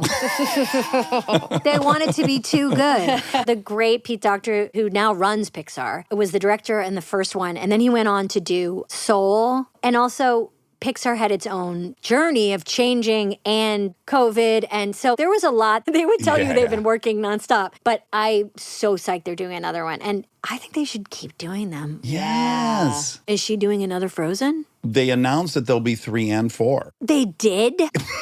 Are you kidding me? Are you so psyched? Well, is the greedy little pig with financial insecurity? I'm like, oh. 3 and 4, babe. 3 and 4. Babe, that's incredible. And by the way, I think it was like a real-time announcement, or she had heard they were going to announce 3. And then real-time, it's like, we're going to do 3 and 4. And it's just like, oh, my God. Oh, I'm projecting that she had that thrill, and then that's a lot of work. She doesn't have that. You know, of her many I peculiarities. did learn that about her and spending time with her, that not to get into all that Enneagram stuff, but did you ever figure out your number? You're a 1, right? I need to do it. I did it once and I forgot. But okay, you say that I'm a 1. Rob, can you hear my stomach growling?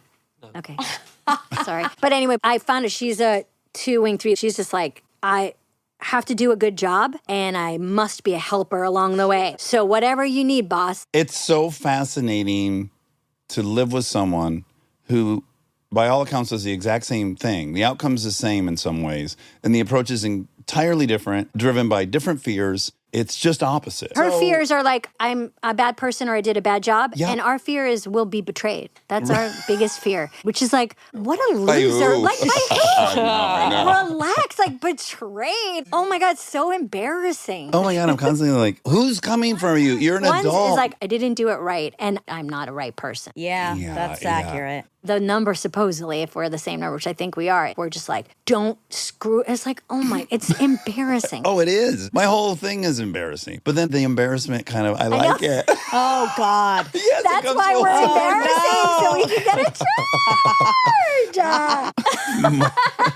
I do more and more as I'm older, too. I'm like, I love me. As much as I'm working on that's myself, nice to I'm the say, exact Dax. human I wanted to be. Okay, this is just my wish, but I know it's AA language, so tell me where I'm wrong. Okay. I want you to stop saying I'm a piece of shit. He You does say say it that a a lot, lot. and I know what you're saying because. you? Well, okay, tell me if I'm wrong. Yeah. It's a humility. It's almost a brag. Okay. People don't like it, I know. You know, it's like if you treat Except yourself. for other pieces of shit like it. I know, but it is a little distancing. It feels like an old story, honey. Oh, yeah. I could sign on to that. You know why It's I like harsh. it? You would never call anyone else a piece of shit, not anyone else. No, some of my best friends in AA. You say they're pieces of shit? Yeah, well, a word you might be less triggered by that we all say is scumbag. Yeah, I think I don't get it. But I hear what you're saying. My nature is a greedy scumbag, and I'm a bit of a piece of shit. And so when I acknowledge that, I'm also acknowledging how proud I am of myself, that I don't operate out of that anymore. But that's the little ghoul that I am. I came out like, I deserve everything, and I was given a bad hand, and I'll take what I want. The cauldron produced that, and yet now we're here doing other things. And so I like that. Do you feel like it helps your sobriety by saying it? It just gives me pride. It's a look how far I've come Yeah. narrative. Yeah. So it's braggy, probably, which is even grosser, more than it's self-flagellating. The people I'm most attracted to are like fellow scumbags. I love the intent. I actually relate to what you're saying, which is I feel the most comfortable when I am around people. Like, I love addicts because I love people in recovery, because I love that they are doing some kind of work on themselves where they've realized they're just as full of shit as everybody else. And you can just kind of start there. And I feel relaxed. I get relaxed around You feel that. less judge, I hope. 100%. Right. And I get to investigate that side of me, not the addict side, but the, to your point, piece of shit side. But I'm just going to say the language is pretty harsh. It is. Here's the thing I know I can connect it to with you.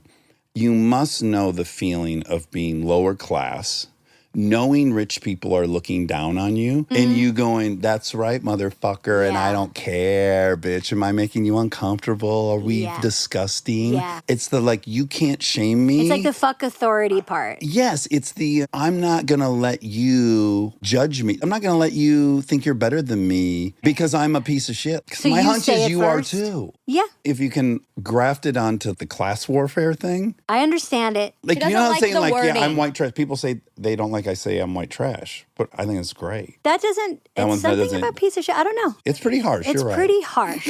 I'll agree with you. Scumbag is too, but I totally get the part of like, The blue oh, collar. fuck you. Yeah. Oh, my we're God. so gross over here. And Beyond. loud. There's Yeah. nothing I love more than when someone acts all snobby bobby with me. I won't out you. I've collected the stories of times I can't. that you've I clapped back love against rich it. people, and I It's- love them. You know what it is? It's just in general, I'm looking at when you turn 50, you're looking at the stuff that's the go to automatic ways that you talk about yourself or other people. It's interesting. I'm acknowledging there's a lot of validity in what you're saying. It's this idea of maybe just an update. Like your phone needs an update. Yeah, maybe I just didn't like even. a hardware I'm still update. on like version 1. We've gone to 15. At least do upgrade 2 and 3. When we maybe. have your Tennessee dance party, we should have a bowl that we can write in Ooh, I like that. what the new term Submissions? could be. Oh, okay, I love Like this. updates. One time I said in an interview with Kristen, borderline piece of shit. And so someone made me a shirt that said borderline POS, and I wear it all the time. I love it. That's progress. Babers, I love you. This was so Oh my God, fun this in the was attic. so fun, you guys. I get why people come in here and they get sucked into the Vortex. vortex. And time moves weirdly. That's great. I love it. I think you said it, Monica. It's just like we're just hungry for live, real experience. Yeah. It's true. Connection. Babers. So can we make a friend date? Like, Yeah. should we Yeah, actually yeah. make a plan? I will say, I hope you're proud of me. I have You reached do. out to you. You were in New York. Are you going to be there at all this summer? I know We're Monica going to loves your New brother's York. home. You're going to Sweden? Yeah. We're going to Iceland, Oh, but I just Finland, went to Sweden. Sorry, no, we You have to did. wrap up. No, no. Iceland was incredible. It was. Oh my God. First of all, everybody looks like you. Oh, well. You're going to be like, here we are, because everyone's like 6 feet tall. So It'll be the opposite of when we went to Translucent India. skin. Yeah. And the landscape, there was like active volcanoes the entire time that we were there. No one should be living there. It's Right. weird. It's a dangerous place. It felt dangerous and intrepid and really old. And you'd be on guard, which feels good. Yes, but small and not fancy at all. And then you've been to Sweden. I've been to Sweden. Now, there I walked around. I was like, I'm dead average. My brother lives in Sweden, has for over a decade. And Sweden's funny. What I'm learning is the other countries that surround Sweden, they think Sweden thinks they're like all Hot that. shit. Yeah. They're like the jewel in Scandinavia. 100%. Yeah. And they definitely give off that vibe. I love Swedes, though. They don't do small talk. They're like, as a Exactly. country, we don't do small talk. And when I was growing up, the Brits and the Irish, like the poetry of being romantic and talking kind of a million words, but not really saying what you mean. Avoiding. And avoiding and being polite, and you walk away and you didn't get the job or whatever is the weird thing. I loved it. And now give me a blunt Portuguese person telling me I'm going the wrong way, or a Swede that doesn't laugh at the joke, or We the had New a cultural expert Yorker. on that said that they'll be in a meeting and a guy will say to another guy, I think you're overreacting because you're going through a divorce. And the guy's fine with hearing that in front of everybody, and then they just move on. 100%. At my brother's wedding, they have like this job. You have to be the Toastmaster, and you're just like running the wedding. And his mother-in-law was like, when we first met you, we did not like you. Oh, wonderful. I live for that. Me too. It's so great. And the American version would be the longest thing about our daughter was a blah, blah, blah, blah, blah, blah. Exactly. I know. I love it. Me too. Real Talk Express. Oh my God. Okay, so you're going to Sweden. You have to look at my brother. He's still there. Yeah. I would love to. We're going to be there for a few days. Oh, fun. And Iceland too. And then end things You in guys Denmark. travel a lot. We do. That's good. I'm impressed. I've succumbed to the notion that possessions, they don't add anything, but the memories do. Yes, that's great. All right, I love you, Babers. This Love was so you, Babers. fun. It was so fun. Thank Yes, you guys this- so much for having me. All right, everyone go see Inside Out 2, June 14th. And even more importantly, please check out Women Talkin Bout Murder. Yes, we have a bunch on that chain. I think we're going to play a clip in our fact check Oh, of you that are? show. Yeah. Yeah. I think we got clips. So we'll fun. play a clip in the fact Thank you check for and that. we'll chat about it. Yeah. Thank you, guys. All right, I love you. Love you. I sure hope there weren't any mistakes in that episode, but we'll find out when my mom, Mrs. Monica, comes in and tells us what was wrong. You sound like a baby when a baby's adjusting and it's Well, like, it hits at a very weird spot. what if you pulled it I'd have to forward? pull forward, but then it hurts my back. Okay. What if we use the bigger one? Two cushions? Well, just the big one instead of the backrest. That might help. Yeah, I think that'll actually solve all problems. Why don't you go the bottom? Okay. So what we're doing. We're getting the couch cushions restuffed after probably 4 years after it needed it. Yeah. I have been noticing a lot lately that the guest is like sinking into a taco. I see the guests adjusting more than in Interesting. previous years. But then, it's like you win some, you lose some, you sink, but you have everyone's butt energy that's been there before you underneath you. The power that's accumulating. Yeah. Are we keeping the old stuffing for for fans. Yeah. to raffle off. A raffle off on OnlyFans. $2,000 stuffing. Yeah, certainly some celebrities' buttocks has been on there. I'm sure like some Farts. Bradley Cooper fan would probably pay a good amount. He farted. Well, we don't know. That's speculation. Allegedly. Yeah. I don't even know if it's been alleged, but By me. by you now. Okay. You woke up late today. Yeah. You had a mix up. My alarm didn't go off. Okay. This is like the drop down menu on Facebook. It's embarrassing. No, it's not. You don't think that it's possible? No, that you would set your alarm and it wouldn't go off? I don't think that's possible. Okay. I do. You do? Yeah, I do. So what I would- don't know that it did in this case, but do I think it's possible? Yes. But what would happen that it would always go off when you set it? It's a phone. Weird things happen. It's a piece of technology. Like 2 days ago, it started over in the middle of the night to like do its computer. Update. Yeah. Like things happen with the phone. Yeah, if it had an update and completely restarted itself, I could see where that would happen. But that day, my alarm did go off. So then I don't even know if it can happen even with an update. You have okay. I feel that things in general have a capacity to fuck up. I mean, we just listened to a Armchair Anonymous story where like things happen all Sure. the time. Yeah, okay. But maybe I forgot to set it. That's a very high likelihood. But I had it open and I had it at 8 to 8:30 because I was deciding whether to do 8 or 8:30. Like it was a whole thing, but maybe I didn't actually click it over. Maybe you didn't decide. Maybe I didn't. Maybe you got decision fatigue. And you're like, I'm going to set it down and think Maybe. about what I really want and then come back to it. Also, there was a period of time where this was happening and the sound was set to silent. Mm-hmm. Yeah, that can happen. But I didn't set it to silent. It just like at some Well, point. what can happen, I have found, is when you create a new alarm, you have to go in and pick what all it's Sound. going to do. Yeah. Yeah, so I've had that. Well, what's happened is I have a certain tone I like waking up to, and then occasionally I'll set like a new alarm at a freaky time I'm going to wake up. Yeah. And then a different alarm wakes me up, and I hate it. And I'm like, bad way God to damn it, wake I up." should have taken the time to make sure that it was the same jingle I like. Yeah. Open up your alarm, your clock, Mm-hmm. and tell there. me how many alarms do you have? It would take me, honestly, it would take me the whole episode to count. I have so many. Yeah. I have one for almost every time of the day because I set alarms a lot. If I have a Zoom at 10:30, I set one at 10:28. Yeah. There's other days where I have a Zoom at 10:30. I'm like, I only need a minute. I'll set it at 10:29. So virtually every time is in there. Mine goes 3:35, 4, 4:35, 5:30, 5:45, 6, 6:15, 6:20, 6:30, 6:40, 6:55, 7, 7:05, 7:14, 7:25, 7:30, 7:35, 7:55. Oh You my get- God. Okay, we get it. Yeah, we're not even till 8 a.m. Wow. How many do you have? What? I delete. Okay. So for a long time, I had a ton of them, and I would just keep adding every time. And then I think somebody shamed me, and I was like, yeah, it's a good idea to delete. So now I have 2, and I really like it. I like to keep 11:11, Right, of course. That's good luck for you. but I don't keep it on. I just like that showing. it. Uh-huh.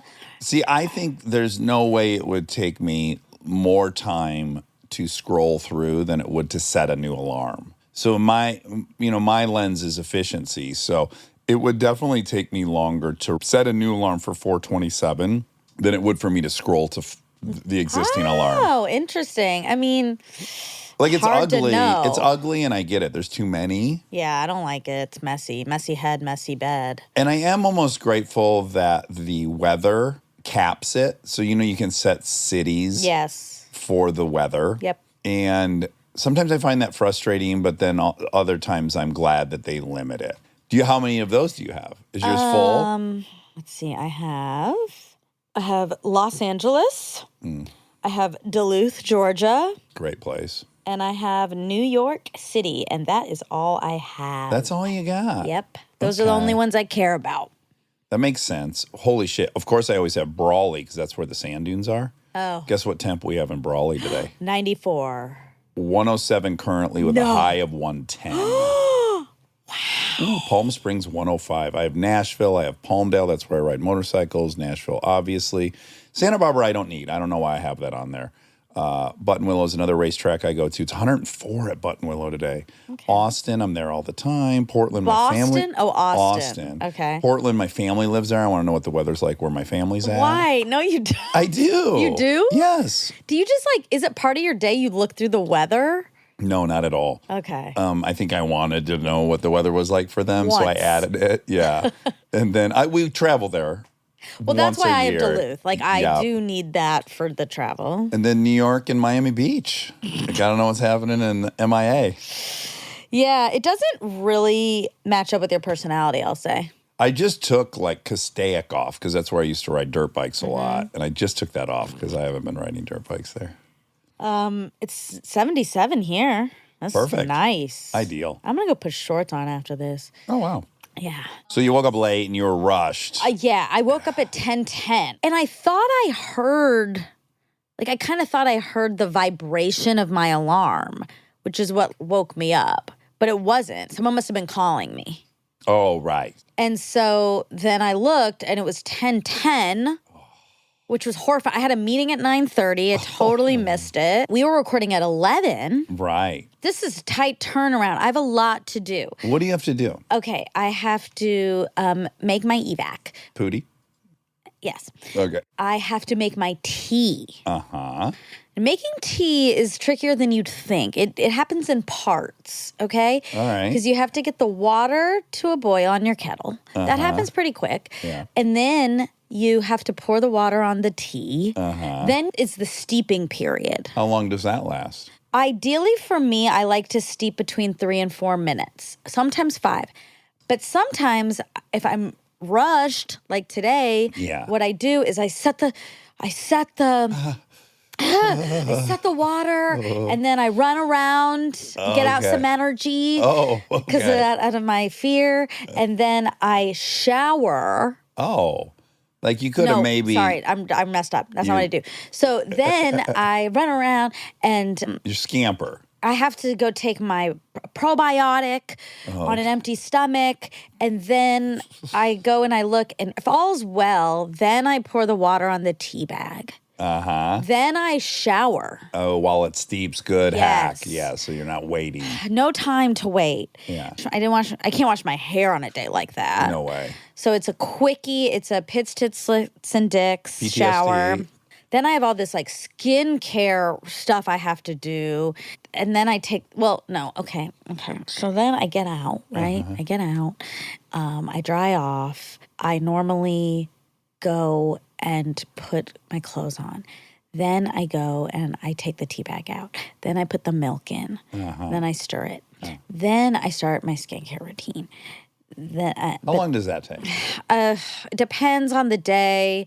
Takes a minute. Yeah. Because ideally, you let each serum sit for a second. Right. I use a serum and I have hacks for that.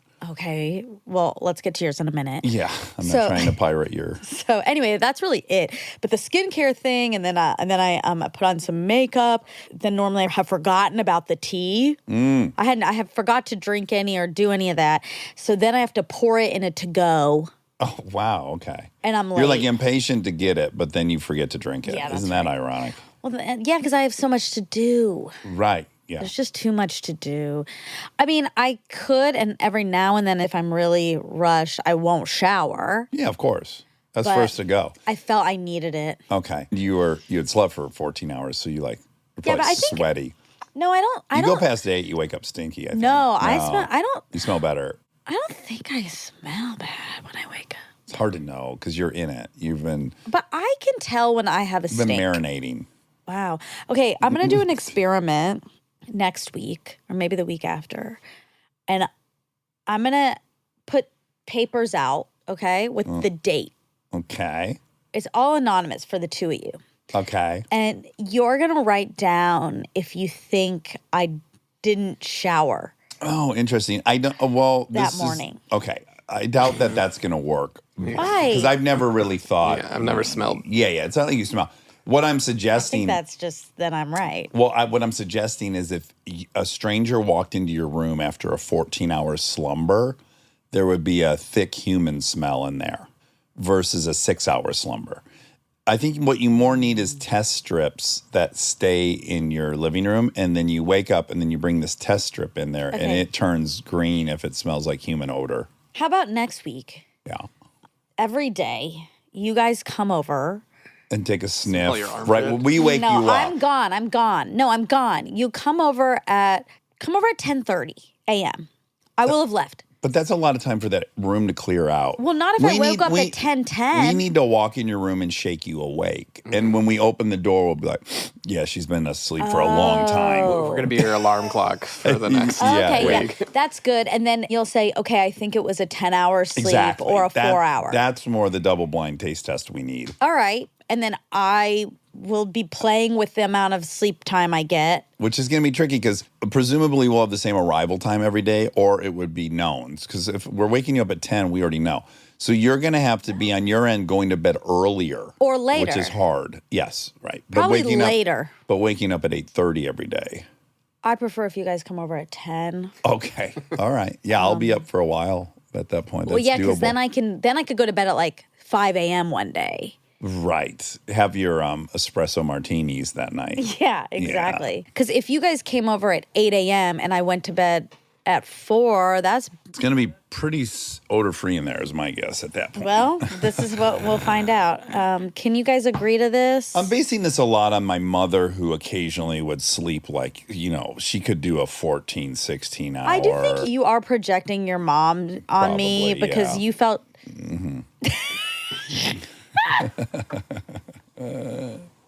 Also, just siblings. Like if one of the siblings did Yeah, it 12 hours and you walked into someone's room, it was like 11 and they weren't awake yet, that generally was a time where it stunk. Yeah. Right? Yeah. Like, did you ever walk into Neil's room and he had put back his 14 room hours? stinks. Yeah. I think that's a boy thing. I think it's a human thing. I know you want it to be a human thing, but I think it's a boy thing because I've gone into, when I used to babysit, I would go into your room to clean up and stuff. Like, I guess it would have been like at least an hour after you were awake, though. But like, It stunk? if you were alone, it stunk. I'm You're kidding. I'm like, you're full of shit. Kristen's there. She If absorbed the Kristen was stink. there, it never It stopped. filters out my I've smell. never smelled her stink. Like we've stayed in hotels and stuff. And Yeah. The problem again is you have to enter the thing blind. I hear you about that. It's kind of like when I'm making spaghetti, I can't really smell that it's starting to smell a lot like spaghetti. And then I leave the house and go grab something. I come back in the house, I'm like, oh, whoa. I think mine smells like cookies. Cookie boys. There's a cookie boy's been sleeping in here. I really would like to try this out. Okay. I guess I have to give We you need guys keys. Yeah, because you can't sleep with the door unlocked. You would never fall asleep. No, never. But if you knocked really loud and I woke up and ran, no, that's bad. We have to break the seal to your bedroom. Yeah. Oh, but I sleep with the door open. You're going to have to sleep with it closed. That might be why I have no smell. Yeah, then I'm doing the right thing. Yeah, I guess so. Wow. Then there's just a light smell throughout the entire apartment instead of a thick, heavy smell in your bedroom. I don't have thick. I have good. I smell good. Anywho. Some people are good. I do believe that. Like, people have a wide range of how much they smell. Like, I don't think it's just universal that everyone Oh, I agree. smells, I agree. right? Yeah. Yeah, because one side of my family smelled differently than the other side of my family. I'll leave it at that. I'll let them figure out who was who. Yeah. You know who has no smell? Who? My dad. Really? He has zero smell. Wow. Did he have his olfactory glands removed? Maybe during the sim, maybe when he got hooked up, they took out his smelliness. Yeah. My girlfriend's father had his armpit glands removed because he sweat through his business shirts too much. And that was a thing they would do in the 80s. They won't do that now. That's bad. Well, and I bet it cut down on his body odor because that's where 2 of the 4 olfactory glands are located on a caucasoid. I just don't think it's good to remove the ability to sweat. Yeah, I agree. It seems dangerous, especially if you move to a hot climate. Yeah. You're going to need to cool down or keep damp rags under your armpit. Oof. Also would work. Okay, now you tell me about your, what were you going to tell me? Oh, your skincare. Oh, I was just going to say I wash my face. I rinse my face with water. I dry it off. Then I put the serum on. Yeah. And then I brush my teeth Whoa. to give myself time for the serum to absorb. And then I'll do like my testosterone shot. I'll build in a few little errands. I'll pee. Then I come back and put the moisturizer on. So I'm trying to build in a few minutes To let it sink. to let it sink in. Okay. We, Easter egg, have a, Serum expert? no, we have a expert on who talks about rituals. It's a really interesting episode. Oh, yeah. I really yeah. liked it. But in it, he does talk about our morning routines, and me and you were kind of like we didn't have such strict as far as Well, there was just a single question. yeah. Because I know I have I don't want to spoil it, but there was a Yeah. single question, and it was basically about the order of a thing that everyone does. Yep. Yeah. And me and you didn't feel that strongly about it, whereas most people do. But that was like, that's one of the only things I didn't like. I know my morning's super ritualized. Well, no, I know, but I'm saying what you just said about the serum and then the teeth. Yeah. I hate that you do that. Oh, really? Yeah, I think that's gross. Because why? Mainly because I think some of the toothpaste is going to get into the serum. Like I want That makes sense. That's a good fear. But I don't use this. I have a beard. You don't. So the serum's only under the eyes and on the forehead for me. Oh, you aren't putting So in. I'm going to have to rinse my mouth, but I won't rinse off any of the serum. Oh, okay. Yeah, if you had a beard, it would be a different story. I just never want to brush my teeth after I've washed my face. Sure. That's fine. I get that. Yeah. But what I was going to say is I didn't voice any concern about this trying to be a good family member, but now in public I'm going to just Okay. tell you about the kind of hilarity. So Kristen went out of town this morning Oh yeah. and she's gone for a few days. Yeah. And I think the first thing was like, oh, don't forget you have to take them to Delta singing at 6 tomorrow night. And I'm like, okay, great. I have a thing at 5 and hopefully I'll be done in time. Okay. My God. Then it was, and also remember, Lincoln's having her end of the year sleepover with six Kids kids at your house at our house. So it's just me tonight. Friday night. Okay. So tonight is the singing thing. So then 6-person sleepover. Also, like, I'm like, how am I getting those kids from the school to the house? I don't own it 8 past. And then I was like, I do own it. I'm going to have to get the roadmaster out to transport all these kids. Wait, why can't their parents drop them off? Well, I guess, that ended up being a solution. I'm going to ask one of the parents to take 3 kids, and then I'll take 3 kids and my 2 kids. Okay. But anyways, monster sleepover, solo. I was like, okay, so we got the singing Do you thing. feel stressed out? Well, I feel outmanned. Yeah, big time. And then Saturday, don't forget, end of year pool party oh, at another friend's house. It just doesn't stop. I was like, no. man, you picked a great 3 days to Good for get her. out. I have to Truly say. good for her. Yeah. And I didn't object to any of this, and I was like, great. Oh, and then don't forget, Monday you volunteered for the field Field day. The field day. yeah. Have you done the sign up on the Parent Square app? And I'm like, I don't know how to operate. Oh, is that why we were Parent not doing Square. a fact check on Monday? Yes, because I'm at the school all day long operating a bouncy house and then some other event. Oh, All I'm saying is like my next 96 hours are going to be fully in service at all times to children doing children thing. Now tell me the truth. Because of that, are you like between 3 p.m. and 5 o'clock? Yeah. Are you like, how do I fucking Blow off some celebrate? steam. I earned like In-N-Out. I earned cocaine. Are you gonna drink? Please don't drink during 3 and 5. I'm going to drink between 3 and 5 and show up as a mess at my 5 o'clock thing. Like, are you doing that? Like, well, fuck, I gotta like do something for myself. No, I will say this, and people probably won't like this, but this is a very common thing in my meetings, is that when their wives leave, it's almost like some weird residual parents are gone. Yeah. It's no one's looking. And so there's this weird angst that's just very common with addicts when they know they're. In fact, one of the dudes in my meeting had like 30 days, and his wife was going out of town for 4 or 5 days, and we were all like, "Okay, dude, you need a full schedule. Like you're calling me at this time. You're calling like we know that's a dicey situation." Same with going on vacations without your wife or family. Sure. And I have that to varying degrees where I'm like, "Oh yeah, no one's around," but the only nice thing about this whole schedule is like I have none of that because I'm not for 1 second.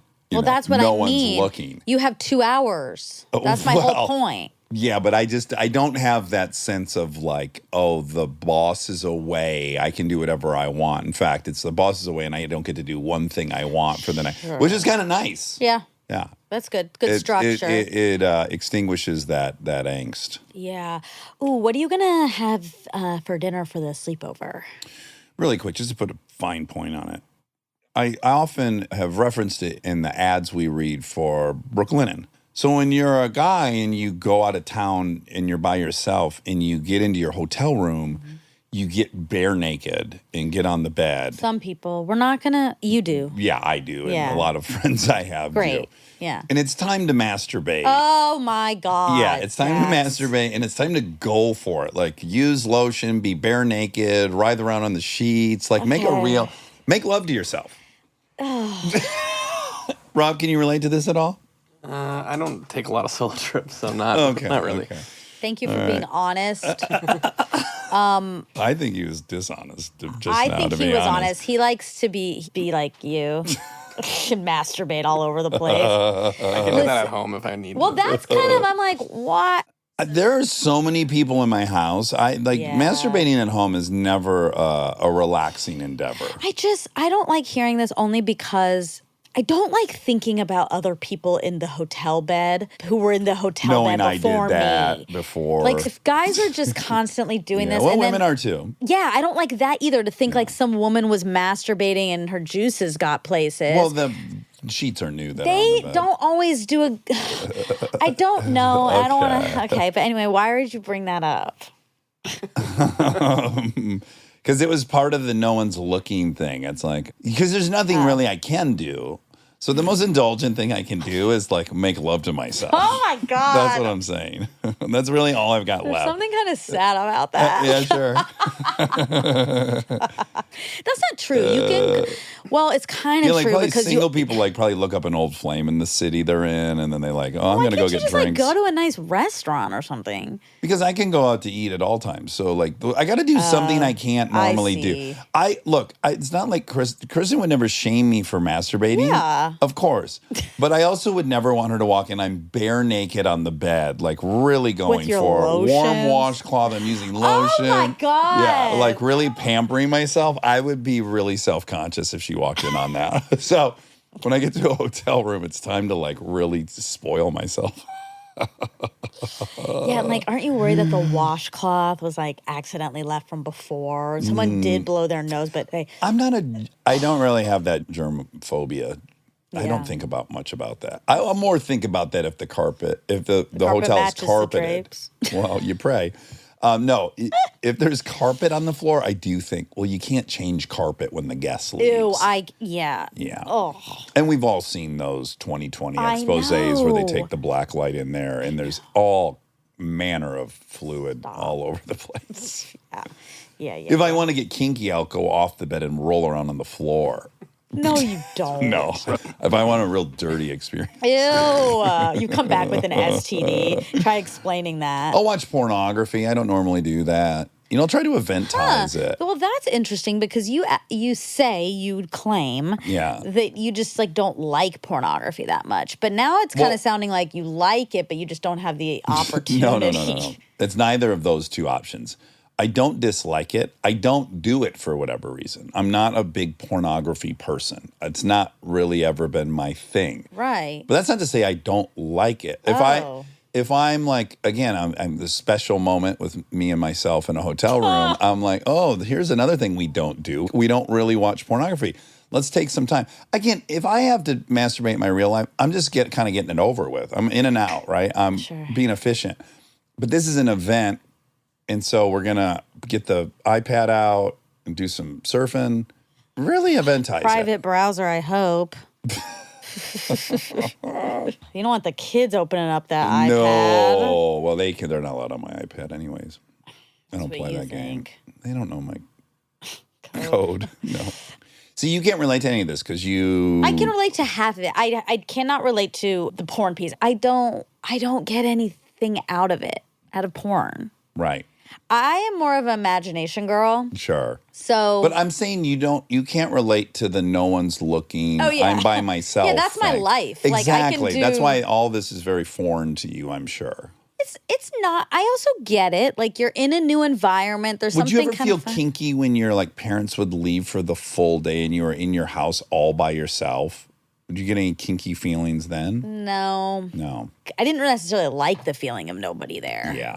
But I do understand you're in a new environment and that feels fun and novel. Novel, Yes. novel. Yes. So it's not that I don't, well, sorry, I just said it's gross to think about, but But you're guilty of it. Yeah, yeah. Sure. I'll bring my toy Sure. with me on trips. Sure. And it is fun in a new Yes. place. Maybe there's a city view out the window. Yeah. But you're right. It's a little different for me because I can just whenever. Yeah. Your house is also crawling with people. Like, It's a disaster. whether they're in the house or not, they're walking the perimeter. They're going in and out of their cars. Like, It's a it's train a station. see and be seen house. Right. Well, I have my family. Then I have my sister who's in and out occasionally throughout the day. Then Anna's in and out throughout the day. The dog walker just comes in the house and gets the dogs. Yep. Like he just comes in. Yeah. And yeah, it's just, I never ever fully think I'm going to be alone or I am Yes. alone or I'm going to remain alone for much time. Yeah. Even this morning. So normally I drop the kids off at school. I come home. Kristen's at the table doing something. Right. I always enter and she's there. Right. And she's out of town. Right. So I got back in the house this morning and I was like, I had that wave of like, House to myself. oh, I'm here by myself. And then my sister showed up 15 minutes later. Yeah. I mean, I love her. So No, I'm of always happy to course. see Carly. Of course. But I had 15 minutes where I was like, oh, yeah. Oh, I love this place by myself. yeah, you can't really behave in the same way. Let's even take it out of the gutter. Right, Even exactly. we've recorded back to back in a fact check. So we've been in the attic for 6 hours. I've been talking. I haven't looked at any of my text messages or my emails. And I come in the house and I go lay in my bed just to look at my phone. Yeah. I can only get about 4 minutes of that. And one of the two kids will come in the room. And of course, they're going to tell me about their day. And I'm going to stop everything. And I want to be available for that. Yeah. I'm grateful for it. But also, like, even like lay down and look at your phone for 6 minutes is really off the table. Yeah. That would drive me crazy too. I like knowing who's in my space, who's not in my space. If I can run to do my tea naked, like what you Yes. can't really do that if Right. you might have a person there. Yep. All that to say, totally worth the trade for me. Well, of course. You know, like when I went to Austin, I had a week all by myself to do whatever I wanted. After 3 days, I was like, I hate being alone. I want to be with my family and I want to be interrupted. So it's really, you can't win. Yeah. That's life. Anyway, You know, people say that's one of the sayings is that's life in the big city. Do you know that saying? I've heard it. And we can actually say that all the time because we do. We live in a big city. Yeah, in we the biggest do. city. I live in a really big city. Okay, so this is for Amy Poehler. Oh. What a dream. Unbelievable. You know what I like about her too is she's I find myself betaing myself a bit for her. Like, what do you mean? You know, what do I mean? I don't know. I just have this reverence for You her. have a respect for her. Deep, Yeah. really a reverie. And a rivalry. No rivalry whatsoever. I feel like I'm very deferential to her. And she deserves it. I didn't get that, but I got that you respect her and you respect her opinion. And like she was calling you out on things and you were Right. able to hear it, which Yeah. I liked. Yeah. I accept her opinion pretty quickly. Yeah. Yeah. Now, okay, in this episode, you say that for your birthday, you told Aaron you want him to make you that steak with butter in the woods. Yes. So I asked him to send me the video. Oh, you did? Does he still have it? Yeah, he has it. I bet it took him an hour and a half to find it on He Instagram. did say, "Oh God." Yeah, I bet. He said, "I know exactly what you're talking about." There was a lot of I'm gonna exchanges play ago. it. Okay, great. Looks like ASMR. Should I narrate? There's like the person's dropping 10 sticks of butter into a big kettle. Ooh, Putting rosemary. a sprig of rosemary. Just chopping onions. Ooh. Do you think this triggers misophonia? Probably not. This is like ASMR. Oh, it's he's pulling out a huge tomahawk, a huge tomahawk steak. steak. Oh. Can you believe this fucking meal? We can't even list the ingredients fast enough, but now there's a big bed of salt that he's putting the... Oh my God, and pepper. Oh, this tomahawk, he's grilling it. What do you slap it on a log, right? I can't see that. Oh, he's cutting it. Oh, he's putting a chimichurri sauce he made on it. Oh, fuck. He's outside in the woods with an open fire. This is okay. It's not going to turn out as good. No, I think Aaron's going to do a great job. It's a tall order. But I think this might be one of those types of videos. So on Synced, Liz was telling us about this type of cooking video that's like sexual and like a little, well, it ranges, but one of them was absolutely disgusting. He like spits on it and is horrible. Oh, yeah. But this feels like a tame version of it, but also a little sexual. I think we could call it, instead of pornographic, we could call that softcore porn. So maybe you're more like softcore. You want some story and some flowers. And I like the sounds are pretty sexual, but like it getting dipped in the butter and stuff. And the guy's all thrown away. He's not mugging. He's not. Right. The other guy, I saw the clip you guys posted. There was like a guy. Yeah, it was too much. Yeah, it was a lot. Yeah. And I hope Aaron makes it for you. Me too. And it'll be delicious. And did I mention then I also gave Charlie a recipe he has to make for me. Yeah, I didn't ask him. And that has to happen in the woods as well. Did you say that was like eggs or something? Yeah, it was like hamburger made on eggs. Like the bun is eggs. Yeah. Wow. Yeah. Fuck. Is that just going to be like a boys' party? I don't really know. I've only gotten as far as like asking them to make me those meals. You have 6 months. I need you to start. Thinking this through. Yeah. Okay. Okay. Yeah. And I'd like to be asked to do something. Okay. Cook something, or I won't sing. Chop wood for the fires they need. I could try. I could. You need to tell me now so I can practice. If you listen, if you're afraid of swimming, you need to be way more afraid of swinging an axe. That's interesting. Weirdly, I'm not. You should be though. I'm just saying. You look at the incident rate. No, but listen, You think you're good with an axe? Yeah. Okay. And I'm not. I know my limits in water. Well, Oh my God! You're here to take me down a peg. you don't know your limits. You've only swam, but you have considered that somehow you lost that ability. Yeah. Just reiterating what you have said yourself. Well, I know. Here's what I do know. I'm definitely not a strong swimmer. Even if I can swim, I haven't done it in like 20 years. So most likely is I'm not good at it. But you have no proof of that. You just have a feeling. You think I'm going to just like boop and then just like swim like a little fish? I think it's very similar to the bike analogy. breaststroke? If you can ride a bike, you can ride a bike. Do you remember what happened when I rode the bike? You mostly rode the bike. Mostly, but I had a big incident. You did, yeah. But it was extreme. You decided to take a bike out into the real world and curbs and sidewalks and streets. And right. Yeah. Again, you're probably not going to have to. You were forced to ride with folks that were more competent at a level that maybe turned out to be a little too high for you at one time. But you're not going to be asked to swim with other people at their pace for 2 miles in the ocean. There's just, can you get in the pool and not drown? And I really feel confident you can do that. Yeah, I think that's probably true. But I think I'm way better at axe throwing than.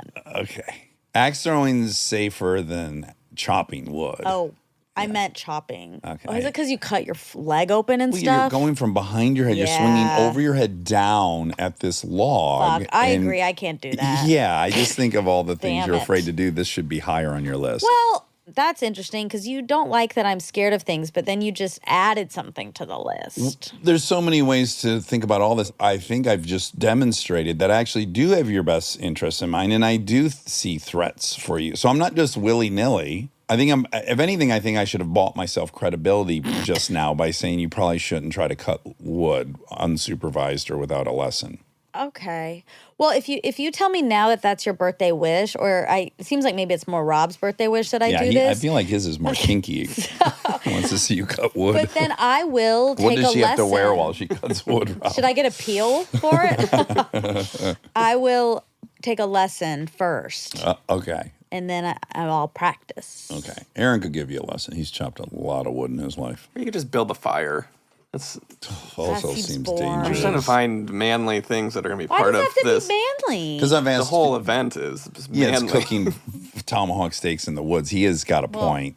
Ironic. I mean, look, that's so not true. Cooking, generally speaking, is generally a female activity, and the But women barbecuing the is- women give the barbecuing to the men because the men want something to do with cooking and meat. Okay. But women know how to do it, Yeah, women can do anything. except chop Men wood. do conventionally do the barbecuing. We would agree on that. I mean, when I lived in, I don't have a single image in my mind right now of a woman working the grill, and I've been to a million barbecues. well, literally, I worked the grill at Julia's birthday 2 years ago. Was it all women? No, there were men there. What men? What kind of man? Julia's What kind of friends. fucking men were there? There was a lot of people there, and I did that. And then also, when I in college, we had a grill. 3 girls had a grill, and we grilled all the time. If it's all girls, sure. But like, look, we've been on 100 pod vacations, and who grills? Well, again, because you guys want to. It gives you guys Great, self-esteem. want to or whatever. It's just it's just the fact. I'm just pointing out the facts. That is the facts, but I think the other piece of it is that if we wanted grilled food and no man wanted to do it, it'd be like, yeah, of course we'll do it. But to be very clear, I never said women can't grill. I said in general, men do the grilling. Not that women can't grill. Of course they can. They can do anything.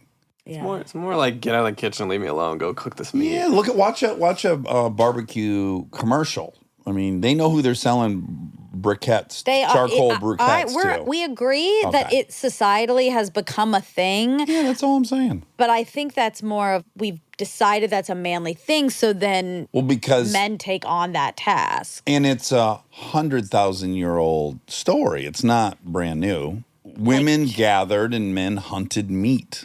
So men have been in charge of the meat from the jump. Yes, but when you cook meat for any other occasion that's not grilled, women are doing it. I agree. So I it's agree. like It's in the kitchen Yeah, somehow. Yeah, exactly. yeah. I know. I agree. dance floor songs. Dance floor songs. 100 best party songs of all time. Oh, okay. Because you might have a dance party. She had a Is dance Celebration party. number one? No, but keep guessing. No. There's too many songs in the universe. I won't get it. Wow. If it's not Celebration. It is a woman. Diana Ross. Yes. Yeah. What's the song? I know the song. Fuck.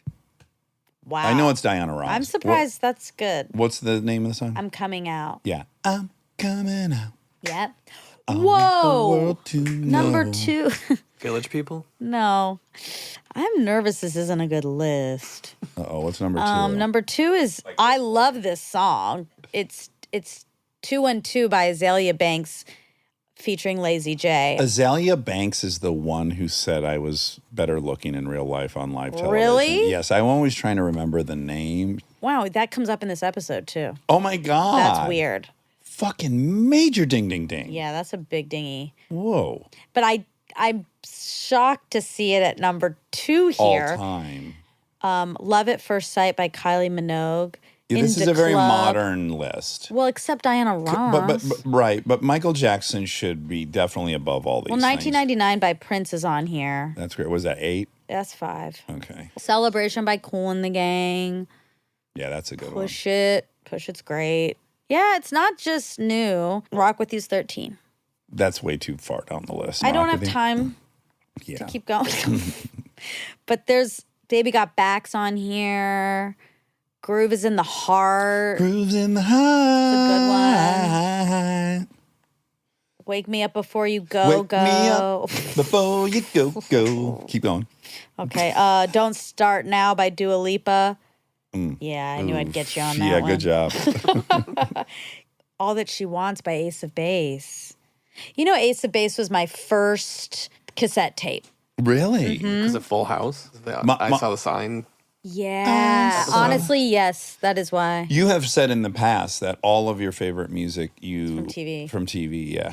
I just found a new song that I love from a TV show. Oh, what? During the Flightless Bird, where we do the top TV episodes, one of David's favorite was an episode of Dave. Mm-hmm. And he played a clip, and the beginning has a song, and I really liked it. It's not Dave's song. Okay. I'm going to play it. Okay. I really like it. I think it might be popular, but Popular. That's Okay, from ready? Wicked. good job. Is that on the list?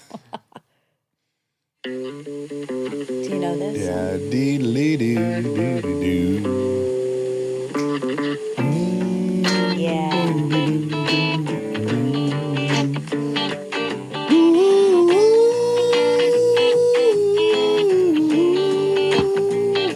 Sugar Man. It's by Durando. Yeah.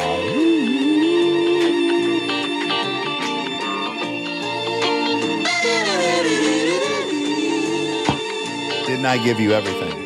Didn't I treat you right, girl? I'm done with that. That's been on my songs for 3 years. 3 years? Yeah, you've heard that in the car with me. I've never heard it. Anyway, yeah, I really like that song, and that's the new song I'm listening to currently on repeat, and that is from TV. Mm-hmm. So that is where I find most of my songs. Yeah, that's where you in go this to world. discover. Yeah, because the emotion is already tied to it. Yeah. Shortcut, easy. Oh, I want to dance with somebody. I want to Huge. dance with somebody. Huge. Ding, ding, ding. Kevin With Costner. Somebody episode. who loves. Have you ever been in this position where you've been in the car with people? Okay, this used to be a thing.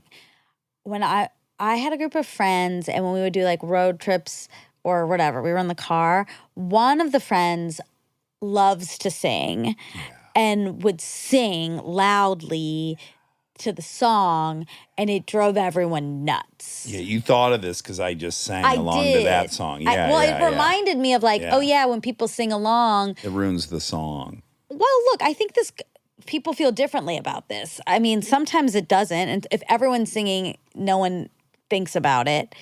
But sometimes you're not in this case, but sometimes you're trying to listen to the song, and then if somebody's singing it, it does ruin it. It happens every single morning on the way to school, which is one of the two girls wants to sing the song and the other one tells them not to. And then they try to Okay. take turns singing the songs, and it's a big thing. See, so this is common. But I have a wonderful association with it because Aaron and I knew the words to all the songs. We had all the same favorite songs. We had 50 favorite songs, and everywhere we drove, we sang out loud to the songs. Yeah. It was more important to us to sing together than it was to hear the well, real that's song. the different. If you want to hear a song for the first time, Yeah. And someone's singing it, yeah. that can be hard. But if you're on Jess and I listen to music, as we talked about when we went to Carlsbad, airport. and we come back from the airport, and we'll sing or mouth. But that's what we're doing. Yeah. So it's fun, Yeah. like you and Aaron. But sometimes if you're just trying to hear a song Yeah. and people sing it, Yeah, it can really probably- make people want to pull their hair out. Yeah, I'm sure people probably listening were like, let me just hear this song that Monica likes. That's fair. It probably just says how tolerant each individual is.